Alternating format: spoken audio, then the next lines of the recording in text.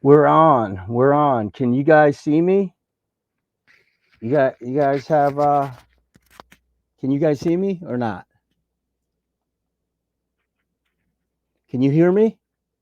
Give a thumbs up like what Mike said. You guys hear me? Let's see. Do you see each other? No? Damn. I'm using StreamYard, so get me locked on and then deal with Woodside correction later on, with me. But I gotta.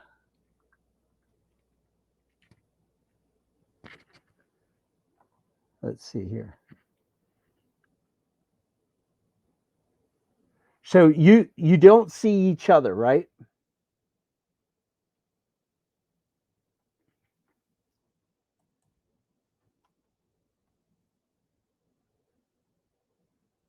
All right. How about now? No.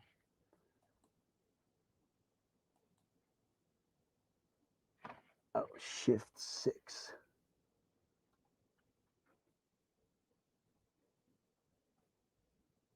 Screen layout.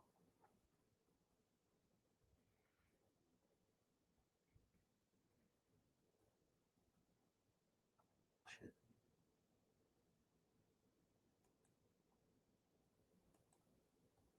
Shift.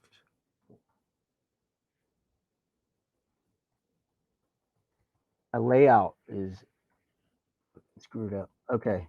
We're gonna get this. We're gonna get this. Add to stream. Okay. Finally. Finally. All right. Good. You guys need to square me away later. You guys have say something. Can you hear me? Yeah. Go ahead. Good afternoon. Lima Charles. We're just missing a few people, but I really appreciate you guys coming on board. All No right, problem. there we go. There we go. I'm gonna play with the adjustments so that my mug isn't the focus here because I'm not a narcissist. Oh, okay. I like that. I like that. I like that. I like that. Perfect. Perfect. And so today I think the world and our country are totally wrapped up with what happened in 2001. Yeah. And so the panel will be just me kind of like starting things off for a while and then letting you all kind of like share with folks what your thoughts are, because I think a lot of veterans are caught up with this day, but also a lot of civilians. And I think a lot of civilians are not familiar with maybe some of the things that happened to folks who served as 9/11 was happening. So that's how I'm starting things, and I'll run down some intros for our audience, and this is what we have here. And I've selected a few folks because I think that you all have some powerful things to say and truly contribute to this dialogue regarding 9/11. Uh, on our panel, we've got Mike Mcmahon with the beard right below me with the Hawaii symbol. So I enjoy that. John Winn Bey, he's joined us. How you doing, Mike? Outstanding, outstanding. We've got everyone. Maria is going to be joining us soon. If not, she's covering several events. She's got Claymore vets. So if you ever look her up, Maria Salazar. She's a hardcore devil dog, a Marine combat vet who heads Claymore vets. So she's supposed to make an appearance.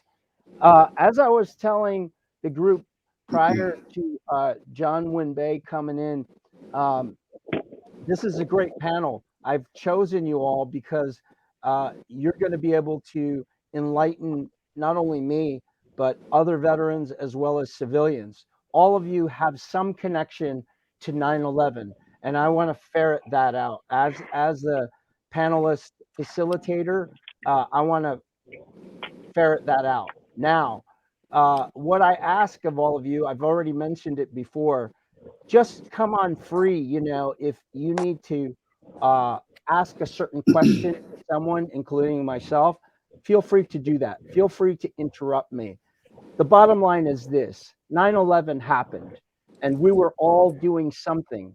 We were all part of the military, either on orders at the time or not. But we were still connected in some way. And, I think it's important for folks to know about this thing, 9/11, and that meaning. I'll start off by saying that at the time of 9/11, I was in the phase of monastic life where I was like the David Goggins. I was like not kicked out, but recycled like 20 times. That's the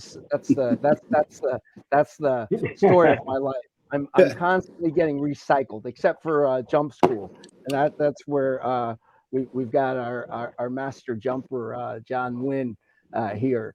The thing is that I've been recycled so many different times in life, including with my family. It's abominable, but saying all that, I finally was at a real decent place in the monastery where I thought this is going to be it for me. Uh, you know, my residence at Hugh Hefner's Playboy Mansion is done. You know, no dreams of a Bentley. You know, all of that was gone, and then all of a sudden 9/11 happened, and I was in Texas. My sister at that time was living in New York. We have like this interesting uh, relationship. Some would call it incest, but it's not. I swear, it just looks like it, but it's not. I have evidence of it. Well, I don't have evidence, but I mean, it's not. The thing about it is that my sister and I, we lived in New York, like right near like the towers, and at that point she took over the apartment. I had different apartments in New York, but at one point, she lived in New York, and she had to pay a ticket, and she had to pay a traffic ticket, and it's near, I forgot, I think it's on Pine Street where you pay that ticket, and it's right near the trade center, uh, the towers, and all of a sudden she sees people jumping off, um, and she doesn't know what's happening. Uh, she heads she heads over there. Her friends are there from her unit, and yeah, so they're helping out, and then she heads home. She's told to go home, and next thing you know, there's like jets like flying through. She doesn't know what's happening. I couldn't get in contact with her. I'm in the monastery. I want to immediately leave monastic life and go back into the military.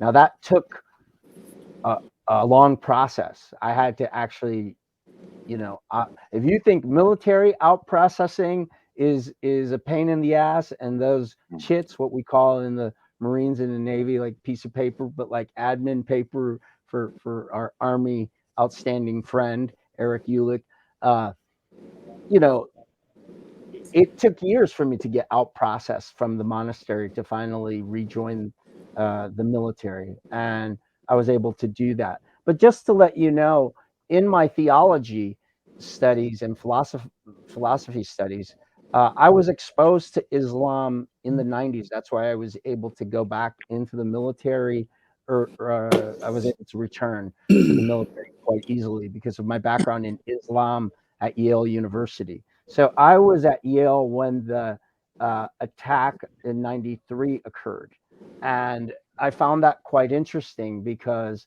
Professor Dr. Lamin Saneh, who was a Muslim and then converted to Christianity, had had given us a lot of information about both worlds, and I think that was helpful for me as I ventured into understanding this so-called clash of civilization that Samuel Huntington from Harvard was talking about, this division between civilizations. I, if anything, saw it more as deep misunderstandings that go back, many, many years. And I wouldn't even say those misunderstandings are with the whole religion, whether it's Christianity or with humanism or with Islam. I would say that these misunderstandings have led to over 2 decades of this war on terror. And just to let the audience know, this isn't politicizing at all. Just to let you know, all of the folks that have been chosen to be on this panel are mature individuals with their own thoughts, but in no way are a threat to other human beings. So I find this to be very constructive. And let me continue to go with the introductions since I was able to kind of like give some background, some context to listeners. I'll just start and go around with the Army first, since I was also part of the Army. But don't tell anybody. I'm just kidding. We also have someone else who was also in the Army, but I'm not going to mention any names. He's a Ranger, by the way. But anyway, Erik Uhlik, he is a dear friend of mine and brother who I went to high school with, and we were on the wrestling team together. And he was like my older brother throughout my life. I would say, you all know my parents abandoned me, but not because of love, but because of certain socioeconomic reasons. My mom had cancer when I was younger, and so I was abandoned. And so I had older brothers prior to the military and then in the military that helped me form my character and helped me have the life that I have now. And I can honestly say, I've got two of them right here. And Dale Bowen was my first big brother, and then I would say Erik Uhlik was definitely one of those big brothers on the wrestling team that kind of helped not just me, but other people kind of keep their head up. He was a lineal varsity man. I ended up being one as well, and so was his brother, Pete Uhlik. He's an incredible guy who ended up having many years in the military, and was in the military during 9/11, and we'll hear from him in the future. So welcome, Erik Uhlik. Thank you. You make me sound like a rock star. You are that. You are no, that. Not we go quite. on. You are that. We go on to Glenn Thomas, Marine Corps Devil Dog, almost as handsome as Rudy Reyes, but I have my preferences towards Rudy Reyes. That's just I'm flat out open about that. And John Wynn just fits in a whole nother category because that's like going back to incest, because that's like way back when I first started my career, so he doesn't count. But the thing is that Glenn Thomas not only has a record in the Marine Corps, a distinguished record as an infantryman, but also what is intriguing with Glenn is that he and I connected in our years of political dialogue. And he's had some experience not only being in the military, but also understanding the political machine in our country on many different levels, good and bad. And I've always wanted to collaborate with him on so many different projects, and now he is here, and we welcome him out of the great state of Kentucky. And Glenn Thomas, and then we've got Mike Mcmahon. Mike Mcmahon is another legend. You know, when I say legend, I that's like a disguise for age. You know, and I fit that as well. And so he is also a veteran. And you know, he joins another guy I'll mention, you know, and I call him the Dune Buggy veterans. Whatever happened to Angel Fernandez? What happened to I Angel? have no idea. What happened to you, Angel? I'm here. I got disconnected. You did? I'm here. All right. It wasn't my girlfriend. It wasn't me. As who was it? Shaggy? What was that song? Wasn't me. It wasn't me. It wasn't me. That's for E Club. No, wait. Yeah. I'm not gonna talk about that. But anyway, the thing is that we've got Mike McMahon and then we've got this other gentleman who I'll introduce. I call them the Dune Buggy Vets, and they'll explain to you why I call them the Dune Buggy Vets. But they're war vets too, and he's just great. He's got great insight. I call him the ever ready battery because he's lived so many lives. Like his story, if you hear his story, like post military about his readjustment triumphs, I mean, I'm really trying to find an agent to, you know, really cover his like readjustment from all these different socioeconomic demons, all kinds of interesting adventures. I mean, you think Jesse James was a badass, you know, as far as reading the books. You've got Mike McMahon, and he's living to talk about it, and he'll be able to say some things as well. Next, we've got John Winn Bey, and he's another one of those dune buggy vets who rode in the desert facing the eye of the storm in Persian Gulf War One, and some folks have been involved in different conflicts. So I don't want to go into everybody's like battle pedigree, but I just highlight some of these things because they're very unique experiences. But John, what's interesting about John and 9/11 as well is that he was part of a show called Combat Missions, and Combat Missions was the first documentary TV reality show before real like reality show took off in the military community.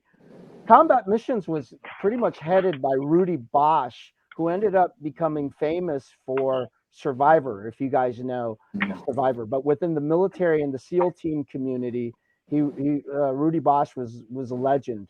And John Winn Bey was one of the few commandos, you know, selected Force Recon guy, one of the few elite forces guys brought in together on the show called Combat Missions, where they would go through a lot of like simulated situations, and you know, it took a very short period of time to film because right after 9/11, I mean, pretty much they only had like less than 4 months to film such a intricate show that you could find parts of it on YouTube, no doubt. And not only that, but John Wynn has, you know, he's one of those guys that could have done anything, you know, right after high school and chose to serve in the military with Force Recon, and then later on going to Ranger School at the age of 40, which I heard his voice on the National Geographic when they were doing like the Ranger School episode, and I said that voice is familiar, and it was him like going through Ranger School, one of the candidates. So he's got a lot of experience, and then we've got Angel Fernandez, who is Navy Master at Arms, who was called back. I mean, numerous times, but was especially called back for 9/11. Was caught up in a lot of different joint service work in different theaters, and has just been like an incredible person as far as being a historian for I would say a historian for the 65th Infantry, the legendary Puerto Rican unit, the Buccaneers from the 65th Infantry. He's involved in law enforcement. He's involved in tactical corporate work. He's done many things. And so all of you bring a wealth of knowledge. And what I say is very limited in regards to what you represent. And that's why I wanted to bring you on. And we'll start off the panel with this question, and it's going to be a free-for-all. So just, answer it as you wish, and let's go. But like with 9/11, what immediate thoughts as a veteran, not as someone who was hearing it from the news, but as a veteran, what were some thoughts that came to your mind after you found out about 9/11? I open that up to anyone. Well, I was in. I'll start. Go ahead. Okay, I was saying, like, I was in Camp Schwab in Okinawa with 3rd Battalion, 4th Marines, Kilo Company, and obviously the time difference. We saw the second plane hit after we were notified that there was a plane crash in New York City, and the entire barracks. We had just returned from the field, and just a bunch of Marines, hanging out after a field op. Most of us in PT gear and flip-flops, in beautiful Okinawa, Japan, and it was just like the entire barracks, the entirety of Camp Schwab just had like this raging vibration of just, it was our entire battalion was just foaming at the mouth, and every time I hear a mention of September 11th, I remember that, and a part of me has that same emotional, physical reaction to that very moment when we realized that our country was literally under attack, and it was indiscriminate violence being perpetrated against largely civilian targets, save for the Pentagon. And the only thing I can relate it to is just a rabid rage, absolute rage, pure. I've never felt anything like it, even being in direct contact with enemy forces. Still not the amount of rage that I felt when I watched that attack unfold on television. Exactly. I agree with my brother 100%. Mikey, the North Raider, because everybody knows me on Instagram. I was already out of the service, going on 8 years. And when the attack hit, now I'm from New York City.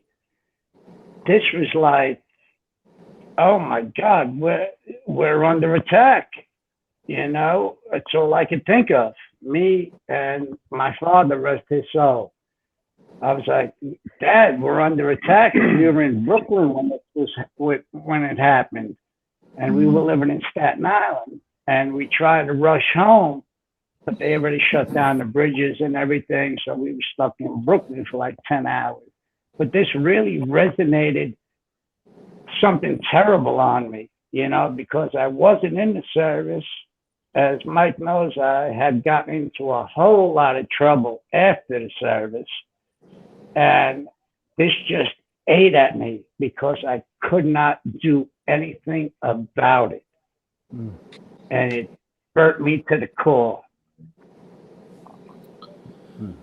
Well, I was actually mobilizing for Bright Star with my team at Fort Bragg when the first plane hit. And I said to myself, hey, this is a terrible accident. And then I saw the second plane hit. And my first reaction is, where's my cell phone? Because I know I'm getting the call. And so I picked up my cell phone out of my cargo pocket and I put it in my hand and I just waited. And about 2 minutes later, Top called me and said, "Hey, get all your shots for Asia because you're going." And I said, "Roger that."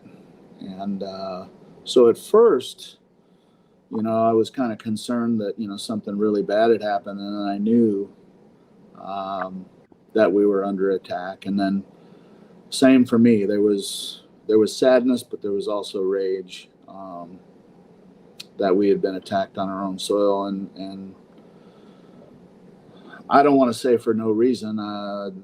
These people have their ideals that they're trying to push on other people, but it was sad to watch these people jumping out of buildings, and I knew I was going. I was prepping, so I just prepared myself for a long mission, and it was almost a year, but it was good work. Without a doubt. I I also lost a cousin there. Yeah, that's a tough thing. Can you say that? Excuse me, Mike? So I'm listening to all everybody in the panel, and I'm humble being invited to this panel. And September 11th I think it's our JF Kennedy, when our parents saw JF Kennedy get assassinated. Yeah. So I remember I got recalled back to active duty right after the bombing of the Cove. I was one of those guys that served in the Army too. So I got flagged, and I remember my old skipper became the admiral. He called me up December 7th, which is another anniversary date for us in America. Yeah. And he said, "Hey, we standing up a new terrorist unit, anti-terrorist unit, and there's a lot of chatter." So I said, "Hey, I got to check in with the admiral first before I make the decision." So December 27th, 2000, I'm back in active duty. I show up to Met Springfield. I'm in Connecticut. And everybody was freaking out because they never saw a presidential recall ever in their life. And it wasn't just me. It was over 100 of us. So when I came back to active duty, going on briefings and everything, they say something's going to happen, but we can't pinpoint it. Fast forward a year later, I'm in Suda Bay, Greece, Crete. That's the jump off point for a lot of the Spec Ops unit over there. And at that time, I was the liaison for all the Spec Ops unit jumping off from there when the war got officially declared. So I'm in outside the skiff, another building, because that base is a quarter-mile long. They call it Little America to the Greeks. And so I'm sitting there. I'm talking to my family, checking in, because we're 5 hours ahead of the U.S. time. And I'm on the phone talking to my family, and we was waiting because we was part of General Frank's advanced party for protective service detail. And Mendez, he comes barging in. He say, "Hey, everybody to the skiff. I think we're under attack." And I'm like, "Come on, man. It can't be." So I told my family, "Hey, I gotta go." I hanged up. We ran to the skiff, and it's about, I think, 3:30 our time, and we saw it was like a 3-minute delay in the video, and then we saw the second plane impacting. So I turn around, I look at the guys because I'm the senior guy. I say, "Hey guys, get ready. It's gonna get real." I was in Desert Storm also, and did ops in Bosnia also for the mass grave. I helped out with investigations out there in Latin America also. So when I told my guys this is gonna get real, the guys were younger, and you could see the fear in their eyes. That I told them, "We're going to war." They said, "No." I said, "We're going to war." Yeah. So get ready. Not even 10 seconds that I said that, I get cold chills in the back of in my back. The freaking flash message came in. Airspace is secure in Europe. Airspace secure in the United States. General Franks got rerouted going to your area. And I looked at him. I said, "It's going to get real. It's going to be a long war." And the guy said, no, we're gonna get rid of that. I said, no, this is a long war because their ideology and how they were thinking. I was saying this is gonna be our own Vietnam, and a lot of the younger guys didn't get it. I said this because of their ideology, this is gonna be our own Vietnam. And after that, I'll never forget it. I didn't sleep for 3 days because we was bouncing around with General Franks all over Creek, Greece. We had a couple of close calls because at the same time we had the terrorist group, 17 November. They started acting up because that was going on, and we had some scary moments at that time. And then when they opened up the airspace, General Franks left, and they said, "Hey, you guys are staying behind to stand up the security on the base." And this is how crazy it is. How at that time we were not ready because we had to buy our own gear, and I probably you guys had to do the same thing. You had to buy your own gear.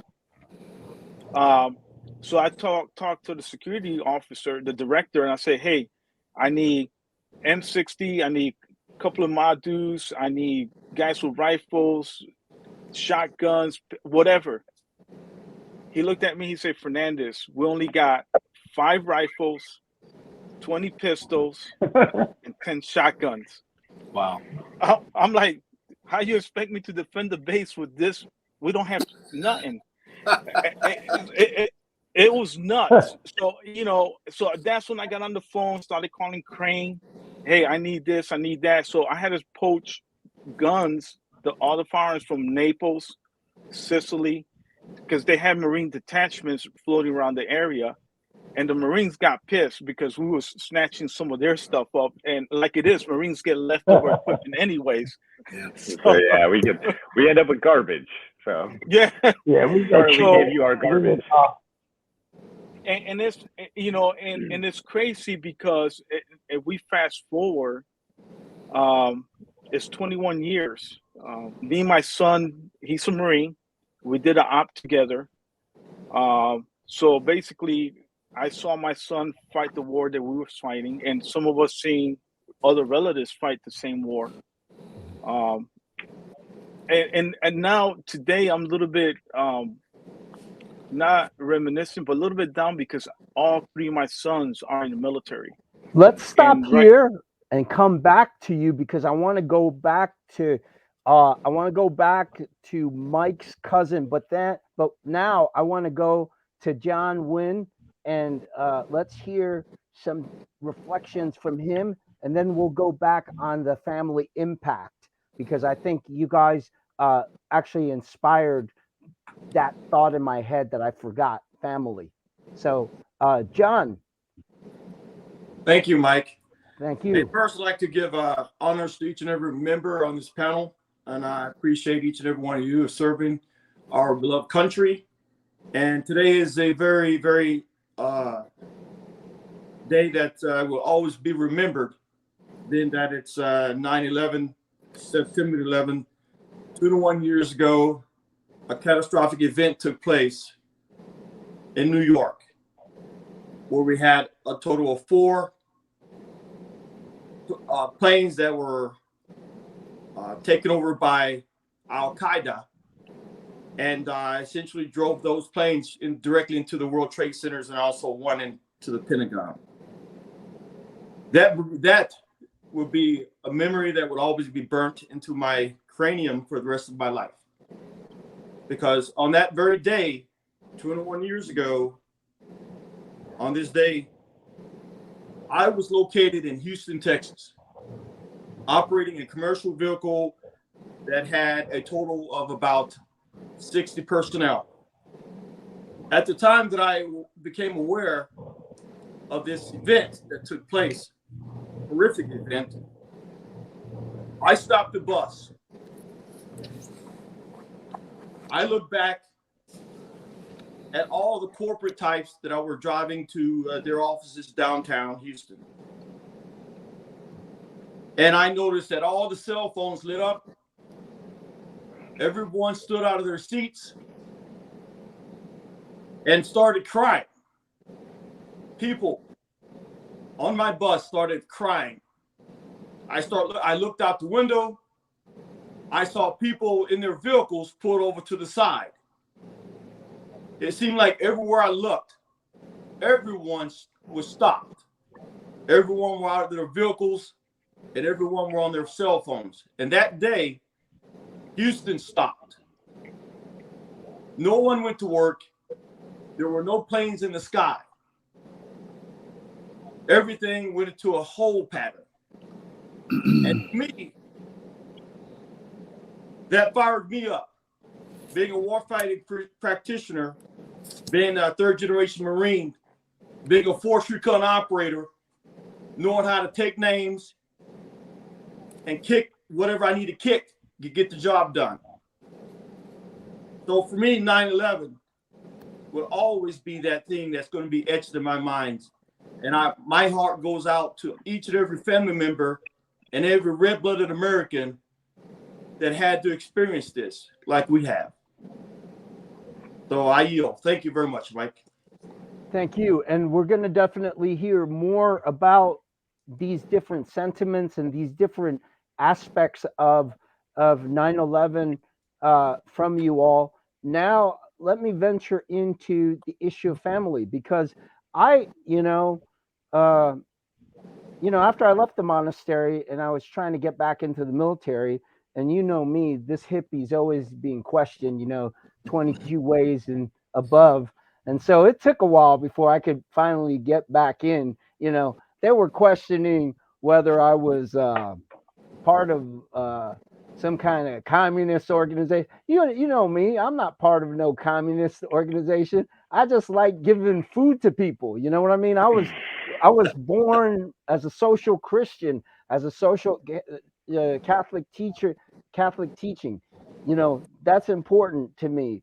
Morality within humanity, helping people, and I was caught up with the Catholic Worker House. We bunch of hippies, and I didn't. What did Bill Clinton say? He didn't swallow. What did he say? He didn't consume. What did he say? Inhale. Inhale. Oh, there we go. There we go. That's the language. So that's what I told the military, and I was allowed back in finally. But the thing is that I, prior to getting back into the military, I went on some dates with a woman whose husband died in 9/11, and so I really had feelings for her, but I felt as Apologize for though that. no problem. But I kind of felt that Hello? there wasn't I couldn't relate to what she was going through. I could see it in her, and that's a major thing. So I know that Mike, you lost a cousin. Hold on Can one you- second, Mike. I got disconnected in my mic. Okay, I could still hear you. We could still hear you. All right. All right. Well, can you? Do you? Are I'm you trying on? to get this mic hooked Okay. back up. Well, Hold on one second, okay? Give me one okay. second. So then we'll go with someone else regarding family. Angel, you're saying your kids are in the we're in the military and are in the military and were exposed to 9/11 on some level. So my oldest son was he was young. He was in high school. I remember he sent back then. You didn't have communication was different. So I got an email. He said, "Dad, are you okay?" So I was one of the lucky guys that carry a sat phone all the time. So I called him up and I say, "Hey, son, I don't know what you're gonna do, but I'm not gonna tell you. But I always taught you about patriotism, and whatever happens, don't just be happy that I'm doing what I'm doing, and I love serving my country and fighting for my country." At that time, my youngest kids weren't born, but they were born after during the operations that I was in there. But my second oldest son, Alex, who is 24, he was about 3.5 years old. I was gone when that happened. I sacrificed my family because I was 2 years overseas straight. At that time, the United States Navy, the Master at Arms, there was only 1,200 of us in the whole Navy wide. So we was sent out to do a lot of joint ops with other branches, and that's where the whole joint forces concept came from. And I look back many a times, even when I got pulled into Afghanistan. Today I was reviewing my notebook from back then. I wrote notes. It made me angry. It made me real angry because.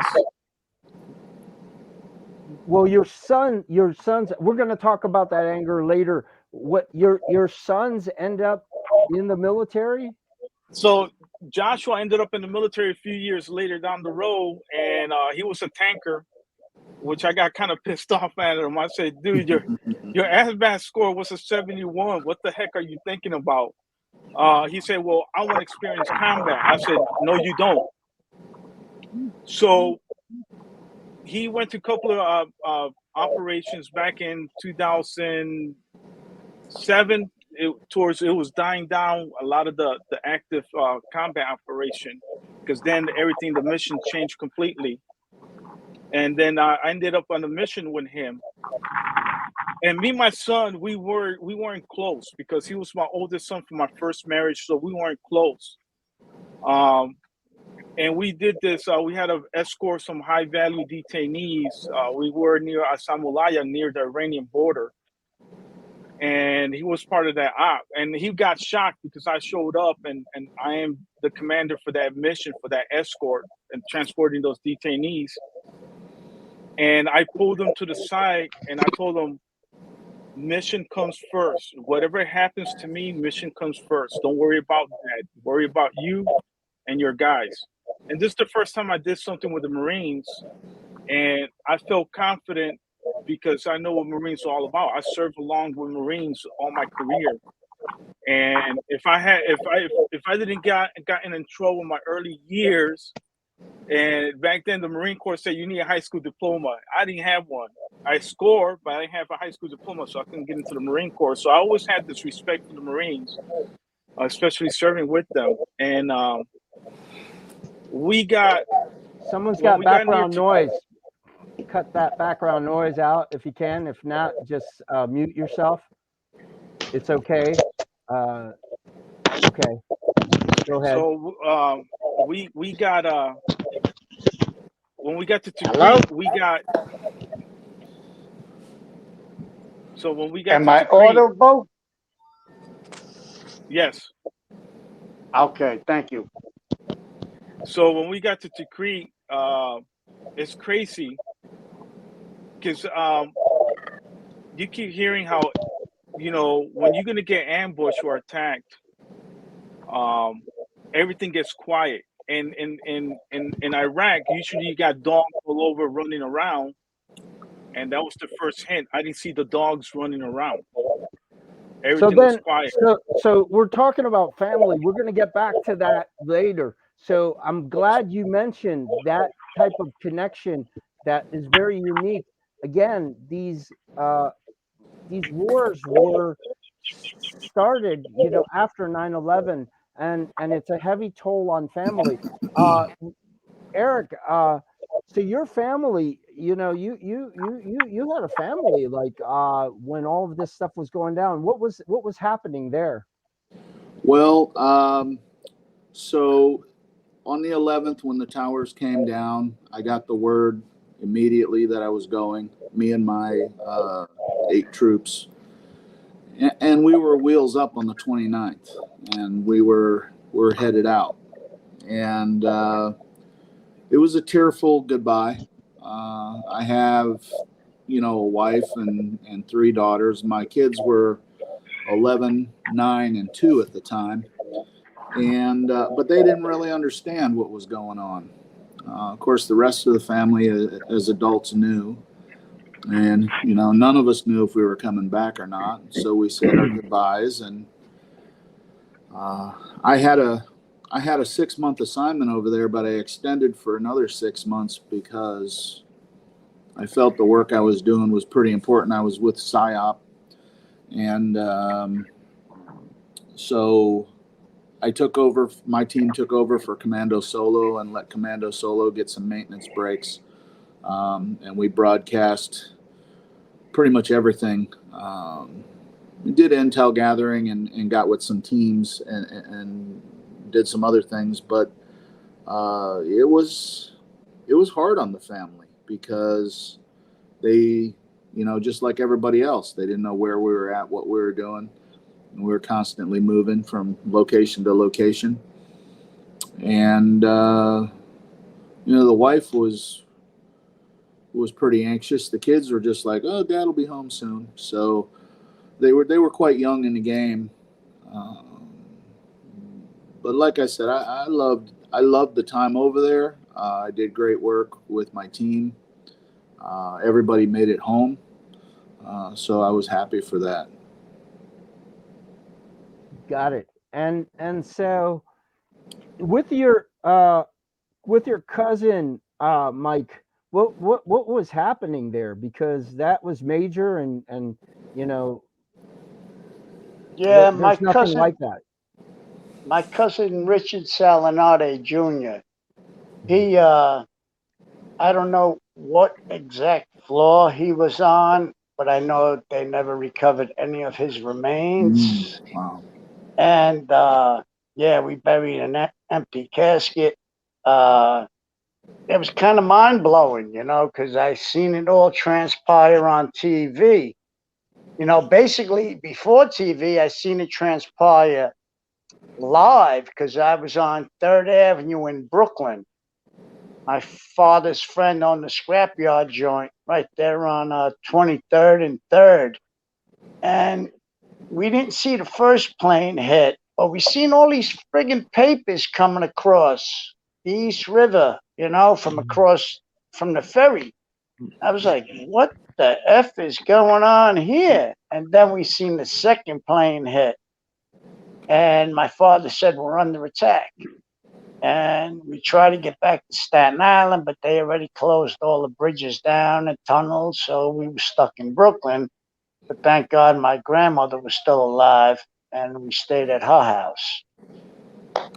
And, but it was, oh man, it was really a mind blower, to see that go down, what the hell is going on in real time, And your family, as far as your cousin being lost, what did you notice there?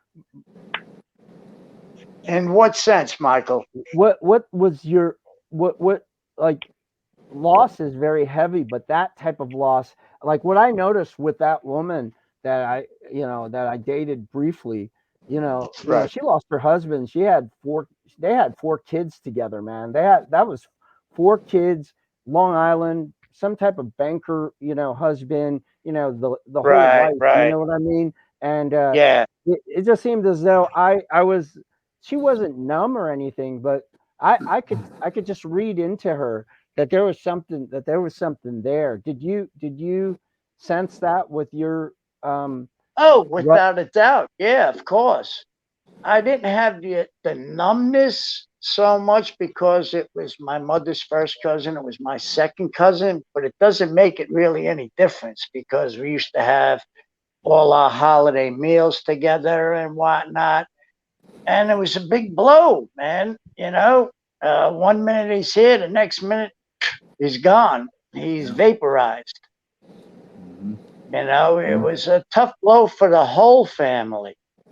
I'm going to get into now some of the interesting thoughts that aren't in headline news that maybe some of us might be able to kind of like help both veterans and civilians kind of process. But I know Glenn and I have been in different conversations about how media can be very influential. And then I want to get hear from John Winn Bey, because like I said, he was part of like this media historic show But Glenn, we've had like different conversations like throughout the years.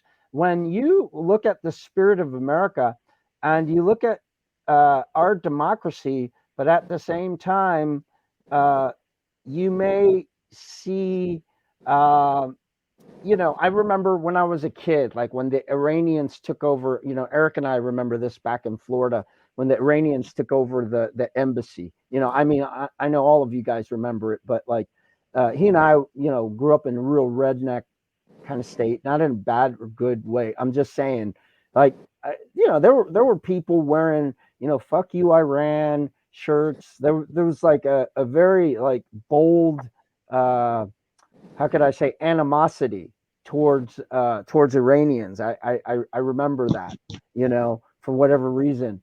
But Glenn, I was just wondering, what are your thoughts as far as with the politics of the media and you understanding, our political system, how it operates as an insider and as an outsider? What are some of your reflections? I think that my biggest revelation from serving in the Marine Corps Infantry and then working as an advocate, which is the same as a lobbyist, except we just don't get a fat paycheck or fat fat checkbook either. We don't get a fat checkbook to pay off our elected officials like lobbyists do, contribute to campaigns and whatnot. But I think that, in my reflection, and I didn't realize this until several years after I left the Belt-Way lifestyle, I saw what kind of currency fear was, and it's like, and the traction that candidates were able to get within their constituencies was not only dangerous, but I feel like it was counterproductive to the what I perceive to be the end goal of the war on terror in and of itself. We had to maintain this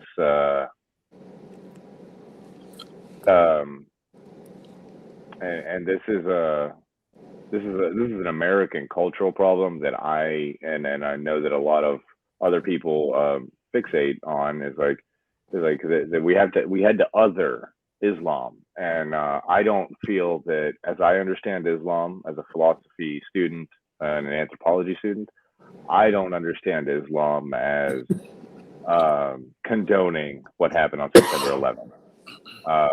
Certain sects of Islam do, just like certain sects of Christianity advocate bombing of medical facilities. It's like, I think that those two things are the same edge on one knife, and they're not reflective of the Abrahamic religions as I understood them. And I'm a layperson, so I mean, that's obviously up for debate. But the politicization. I'm sorry. You had it. You word, had it. You had it. You had it. The politicization of fear is what, in retrospect, I saw gain as much traction within specific partisan candidates. And I think, like I said, it's like not only was it counterintuitive to the war on terror, but I think that it ultimately hamstrung us in developing a cogent strategy to succeed in the global war on terror. As like, I mean, if we're going to call it the global war on terror, of which all of us are wearing one, if not two ribbons, if not five ribbons for our service during this conflict, like those alleviations of fear and terror in and of itself should be the mission. And I think that we've come up very short in that. And the way that that our candidates, as well as our elected officials that remain in office, go about dealing with these things. And I mean, the security and the stability of our own nation, first and foremost, so that we are not subject to such indiscriminate violence that we were 21 years ago today, is like, is not perpetrated on a global scale anywhere else either. And I think that we still have a long way to go towards those ends. Yeah, I well said. I mean, you made me think about how, like what you said about the Beltway politics. I totally forgot about that. So thanks, Glenn, for that. How, in many ways, not even, I mean, Rand Paul, who I respected in regards to that part of the war, where he was saying, we can't have this forever war. He was like the only one of the Exactly. very few who said that. But even he didn't do, and George Bush didn't do it, Hillary wasn't doing it. Nobody was saying, Exactly. what type of sacrifice is our country going to do? And I don't talk about sacrifice in regards to giving up our freedoms, in regards to all this, surveillance state stuff. But I mean the sacrifice as far as saying, who's going to serve in this war for 20 years, where you've got Exactly. Yes. angels, kids, me leaving my life and joining as a 40-year-old guy. As a 40-year-old guy, I'm not like John Winn Bey, who can go to Ranger School and be, a stud there, and Yeah. I was barely able to carry my rifle, once I showed up to Iraq, and I called myself a chaplain's assistant, and I wasn't even a chaplain. I mean a chaplain, and I needed a Mike Kim assistant to carry a rifle and my gear and all that kind of stuff. But the thing is that all of this stuff, no sacrifice was demanded by any of these politicians for our country. Instead, we were told to not Exactly. Yeah. spend more money, get in more debt, and that was it. And so, thanks for revealing that. I think it's really important to note that this is the first war in history that not only is it a two-front war on a global scale, but it has been fought entirely by an all-volunteer force. And I think that's a huge testament to the resolve and the patriotism of America. It says that they know we will not be subjected to your nonsensical whims of this indiscriminate violence. And the resolve of the American people towards that end, I think, should duly be noted, because no time in history has a conflict of this scale or intricacy been levied by an all volunteer force. And I mean, I just think that's an extremely beautiful thing about the United States, despite how we've managed it, or mismanaged, as I should say, the global war on terror. So Exactly. yes. Yeah, Without a doubt. and John, you were part, again, talking about the media, and then we'll go back to some other topics. The media is very powerful, and what I saw was just a lot of news. There was no, the documentaries weren't that intricate as far as showing how special operators function, or I could just say operators function. There was like that great Discovery show, Navy SEALs Class 234, but that's just like basic, an understanding of like a basic training for the SEALs, which is a very difficult task indeed. But at the same time, you're part of this show, and can you give a little bit of background? Right after 9/11 happens, and it's really giving like a picture of what would end up being, the next 20 years of this war on terror, with all these different operators together, having tactical kind of like powwows and stuff, describing different scenarios. Can you elaborate? Right. Yeah. Hey, thanks, Mike. I appreciate that. I certainly can. I will definitely do my best and try and do that. One thing I want to give a shout out to one of the brothers, fellow Navy SEAL, Scott Helveston, who actually was on Delta Squad with me while we were shooting the combat mission series back in 2001 time frame, around about the time that 9/11 took off. So he subsequently moved on to work for Blackwater USA, and was unfortunately one of those 4 contractors who were killed in Fallujah, and done, unfortunately very horrible things to his corpse afterwards. But he was also on the show with me for Combat Mission. Now, I think the main thing with the Combat Mission show was trying to basically give to the people that are not really aware of what special operations capable units can do, like the SEALs, even the CIA, the Green Berets, Rangers, of course, Force Recon, and local SWAT teams or SWAT teams in the United States. We essentially brought a plan together to showcase, doing combat missions, all the skill sets of each organization. And initially, the plan was to have each representative from each branch of the service to, for example, a SEAL team of 6 members compete against a Force Recon team of 6 members, and essentially have those teams compete. And so, who at the end of the day would be, the best man, the last man standing, or the last team standing. But I think the Pentagon may have had some say into that, and I think the 4 stars, of course, were a little hesitant to have one branch of the special operations go against another branch, and to kind of have things work out not in their favor. So, long story short, they combined all the teams. So in my team, Delta Squad, doing combat mission, we were paired with 2 Navy SEALs, 1 Green Beret, Special Forces, 2 Force Recon Marines, and I think we had 1 SWAT officer. And essentially that was a breakdown in all the teams. But the thing that was interesting, even more so, was the fact that there were 24 members chosen out of 750 those who went to try out for the show, and only 24 made it.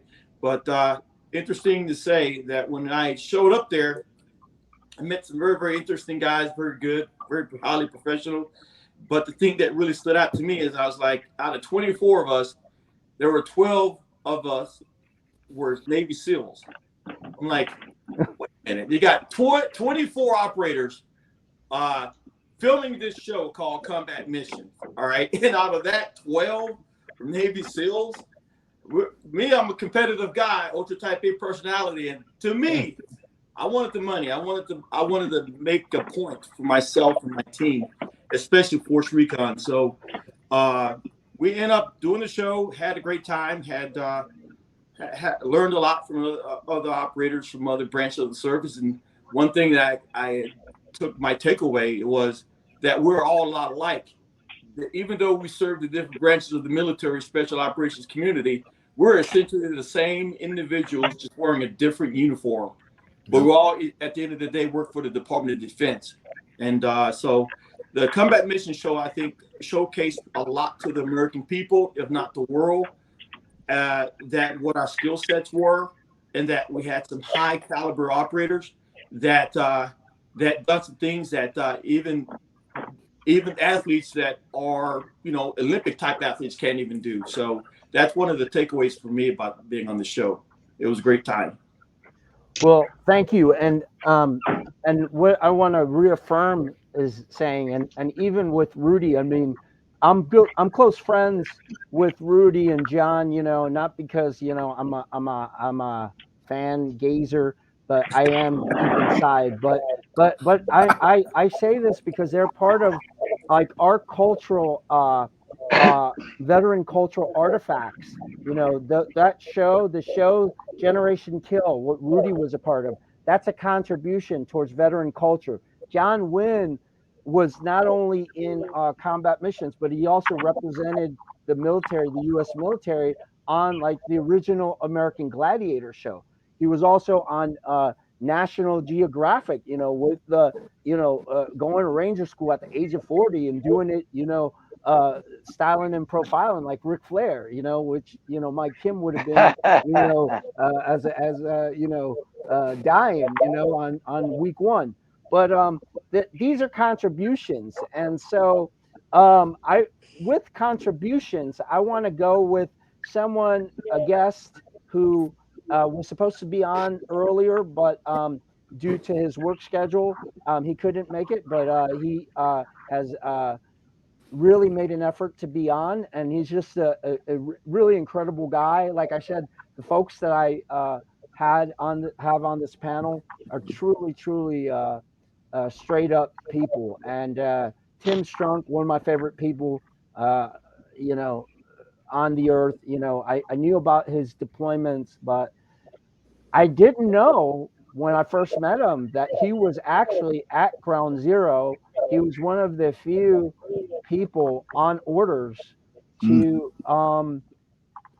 be a part of that whole situation as far as managing all that chaos. And so, Tim, if you can just say a little bit about that, I mean, being there at that particular time.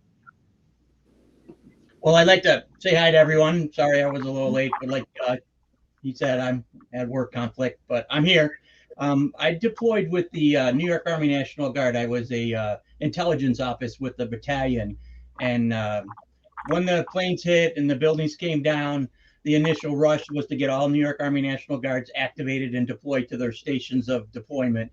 We, being an engineer asset, and the small thinking in the moment was we were going to go there and help recover or rescue people. Unrealistically, the equipment we had didn't have the capacity to do that.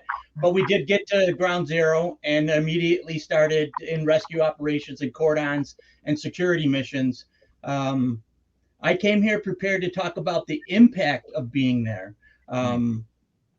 because I've seen a lot of things. I've been watching the whole show, so I haven't missed anything. We're warriors, and we go there with mission focus, and we go there to do our job. My first immediate, he's got the background. My first immediate concern was on our way there. My background's law enforcement. I've worked for the medical examiner, so I was already prepared for the ghastly nature of what we were getting ourselves involved with. And I sat with my sergeant major at a fuel point, and I said to him, I'm absolutely concerned about what we're about to embark on, because we train or prepare for engineer operations. Yes, we all are warriors. We know that the business that we get in is dirty, but we're not there to recover dead bodies, and we've never prepared for that.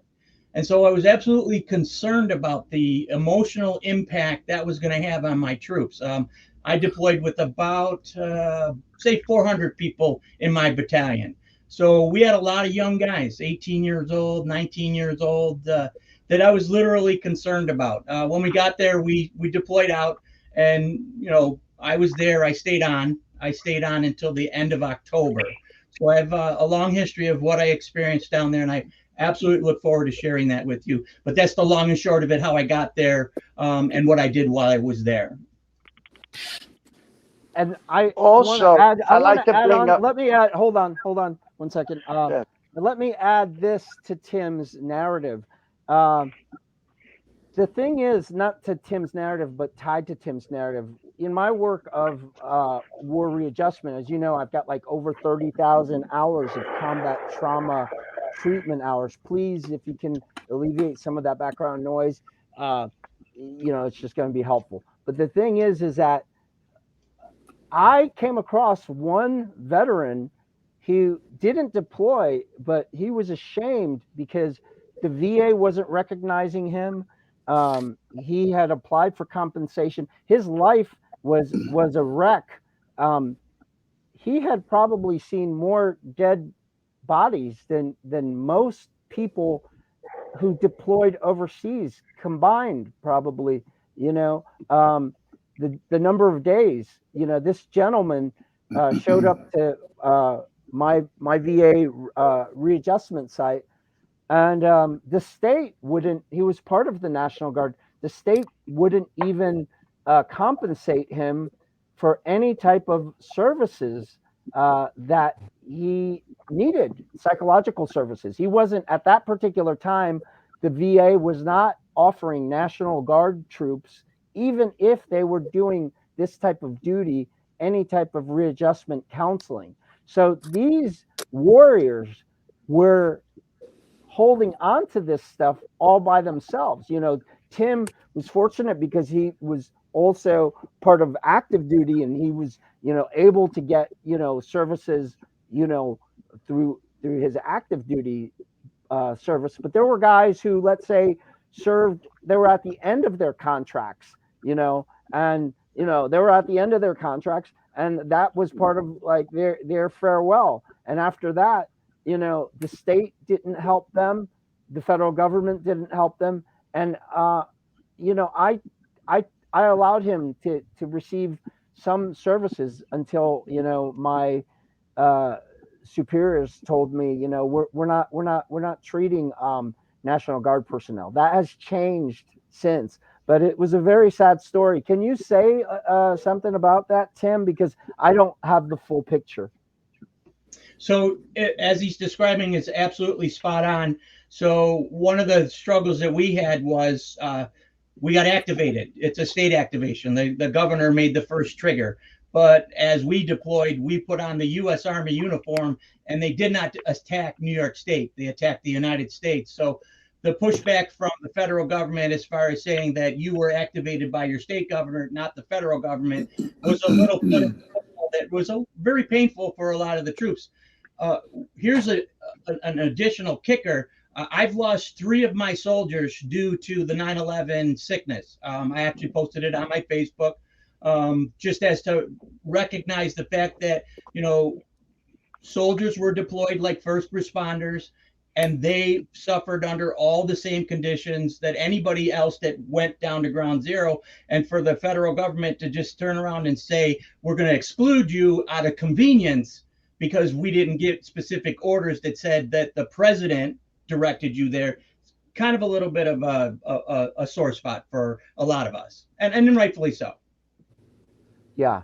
And I think I needed you to be on the show on this episode because of that, veteran, etc., which is the umbrella, coming home well, that's covering veteran, etc. I'm under their umbrella. But my whole thing is getting different stories that are not out there, that's part of our readjustment culture that's not out there. And Tim was the perfect veteran archaeologist that brought that back to us. And it's important. All of you have been part of that archaeological dig for our community. But this is something very special because those cats need, those soldiers do need that type of support, and their families do as well. Mike, you were going to say something. Yeah, remember too, Mike, when in 2001, the political climate as far as the media was totally different as it is today. I'm not trying to go in no political, way whatsoever, but the news was definitely different than it is today, and the way things were covered. You know what I'm saying? That's true. Because it's I true. came out in 93, so my Currency cousin, of fear. yeah, exactly. Go. Say some more, both of you. I would say just the currency of fear. The currency of fear, exactly. And my cousin was also in the Mogadishu fiasco in 93, and a couple of years afterwards, he wound up becoming one of the 22 that we talk about every day. And that's very powerful. And he spent 35 years in the 15 years in the 75th Rangers, and then he went to CAG. And matter of fact, he was the one that saved one of the Black Hawk pilots that were down.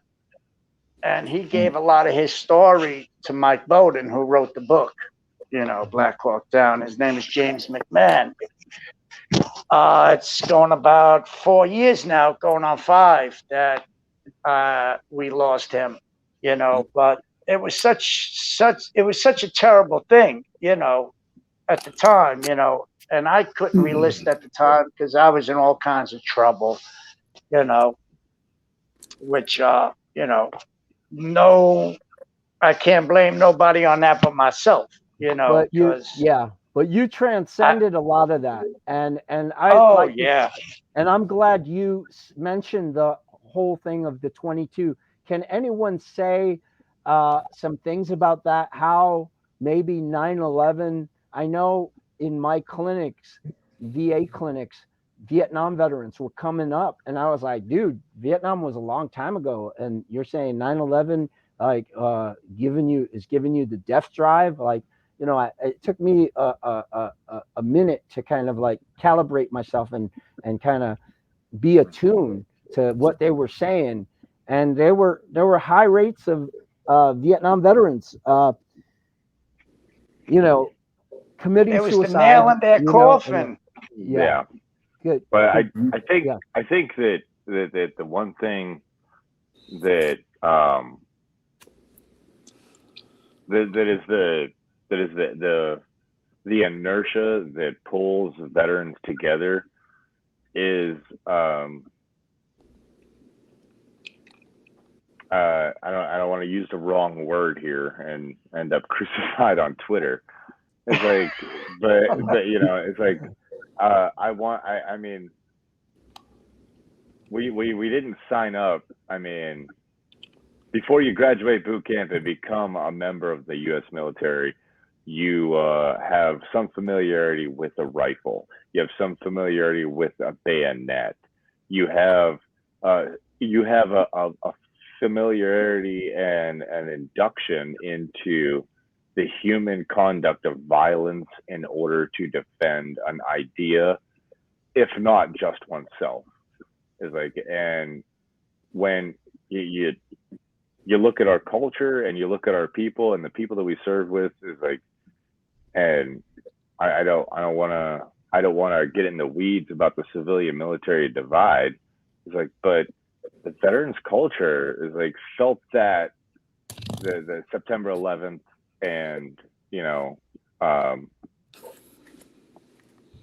the ideology that perpetrated those attacks is like they felt it on a personal level, whereas people that are not in the military or not affiliated with the military, it's like they saw that as an attack on their external bubble of security, the external bubble of security that the military industrial complex, whatever you want to call it, provides.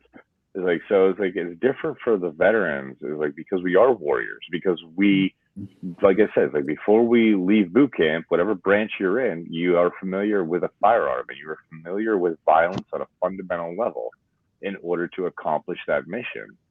It's like, and we were really quick to revert in a way to that idea. Is like, I will be as primitive as it needs to be to avenge this attack on the people that don't have. They're over there, is like living their lives, and they don't deserve this. Like, when on December 7th, as Mr. Fernandez, if I'm correct in saying that, mentioned, is like, that was an attack on Pearl Harbor. That's a military target. This was an attack on a civilian structure, a global center, the World Trade Center. Is like, that is indiscriminate violence on, if I'm not mistaken, there were 139 different citizenships that were lost among the 3,000 dead in that attack. It's like, that's an attack on 139 different sovereign individual people engaging in commerce. It's like, Pearl Harbor was an attack on a bunch of Navy ships. And when Doris Cleary, stepped up to that 50 caliber machine gun, is like, and got the Navy Cross, is like, that wasn't that was expected. That's what happens when you attack military targets. Is like some sailor's gonna say is like, absolutely the fuck not. I'm gonna waste some zeros, and he did. It's like, and gloriously. It's like those bankers and ticket counters, and I don't even know who the hell, what kind of jobs these people do. I know janitors, they're civilians. Exactly, they're civilians. It basically was an attack on 130 sovereign countries. Exactly, that's what I'm saying. Yeah, that's why this is such a different conflict.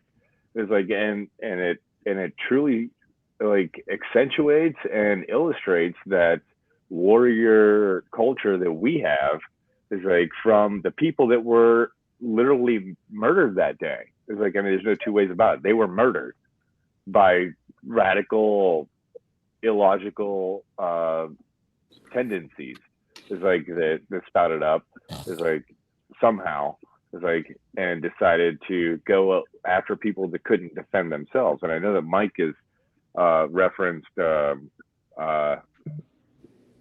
Few Good Men, the film, and Aaron Sorkin's works, in his previous podcasts. Is like, but that's the whole thing about it. It's not just the Marine Corps. When that young Marine said, "It's like, no, Willie, we fucked up, and we didn't defend people who couldn't defend themselves." It's like that's the Army, the Navy, the Air Force, the Marine Corps, probably the Space Force. I don't know. That's really new, but it's like that's what all of us felt. It's like, so when we saw that happen, it's like, I think that not only increased the civilian military divide, the warrior divide, is like, but it also put in at least a large portion of the civilian demographic is like, these people are willing to do some really dirty, terrible, uncomfortable shit in order to preserve our way of life, so we can go up to the 70th floor of our ridiculous office building and count somebody else's money. And that's the way that the world should be.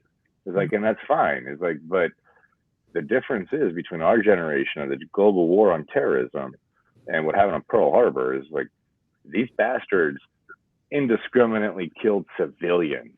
It's like, and the people that were trying to help civilians. It's like, those firemen knew damn well that building was coming down, and there was a slim chance that they were going to get those people out. They walked up those stairs anyway.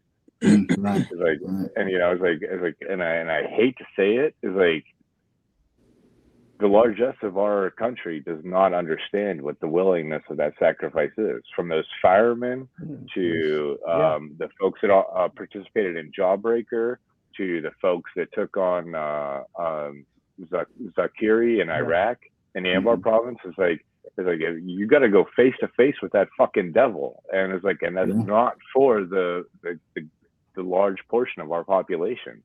Right. And I'd like to add a little. I was going to ask if I could add a little bit about the 22. It goes further back than 9/11 and the global war on terrorism. It goes all the way back to the beginning of history of our country. I mean, there's so many warriors that get left behind.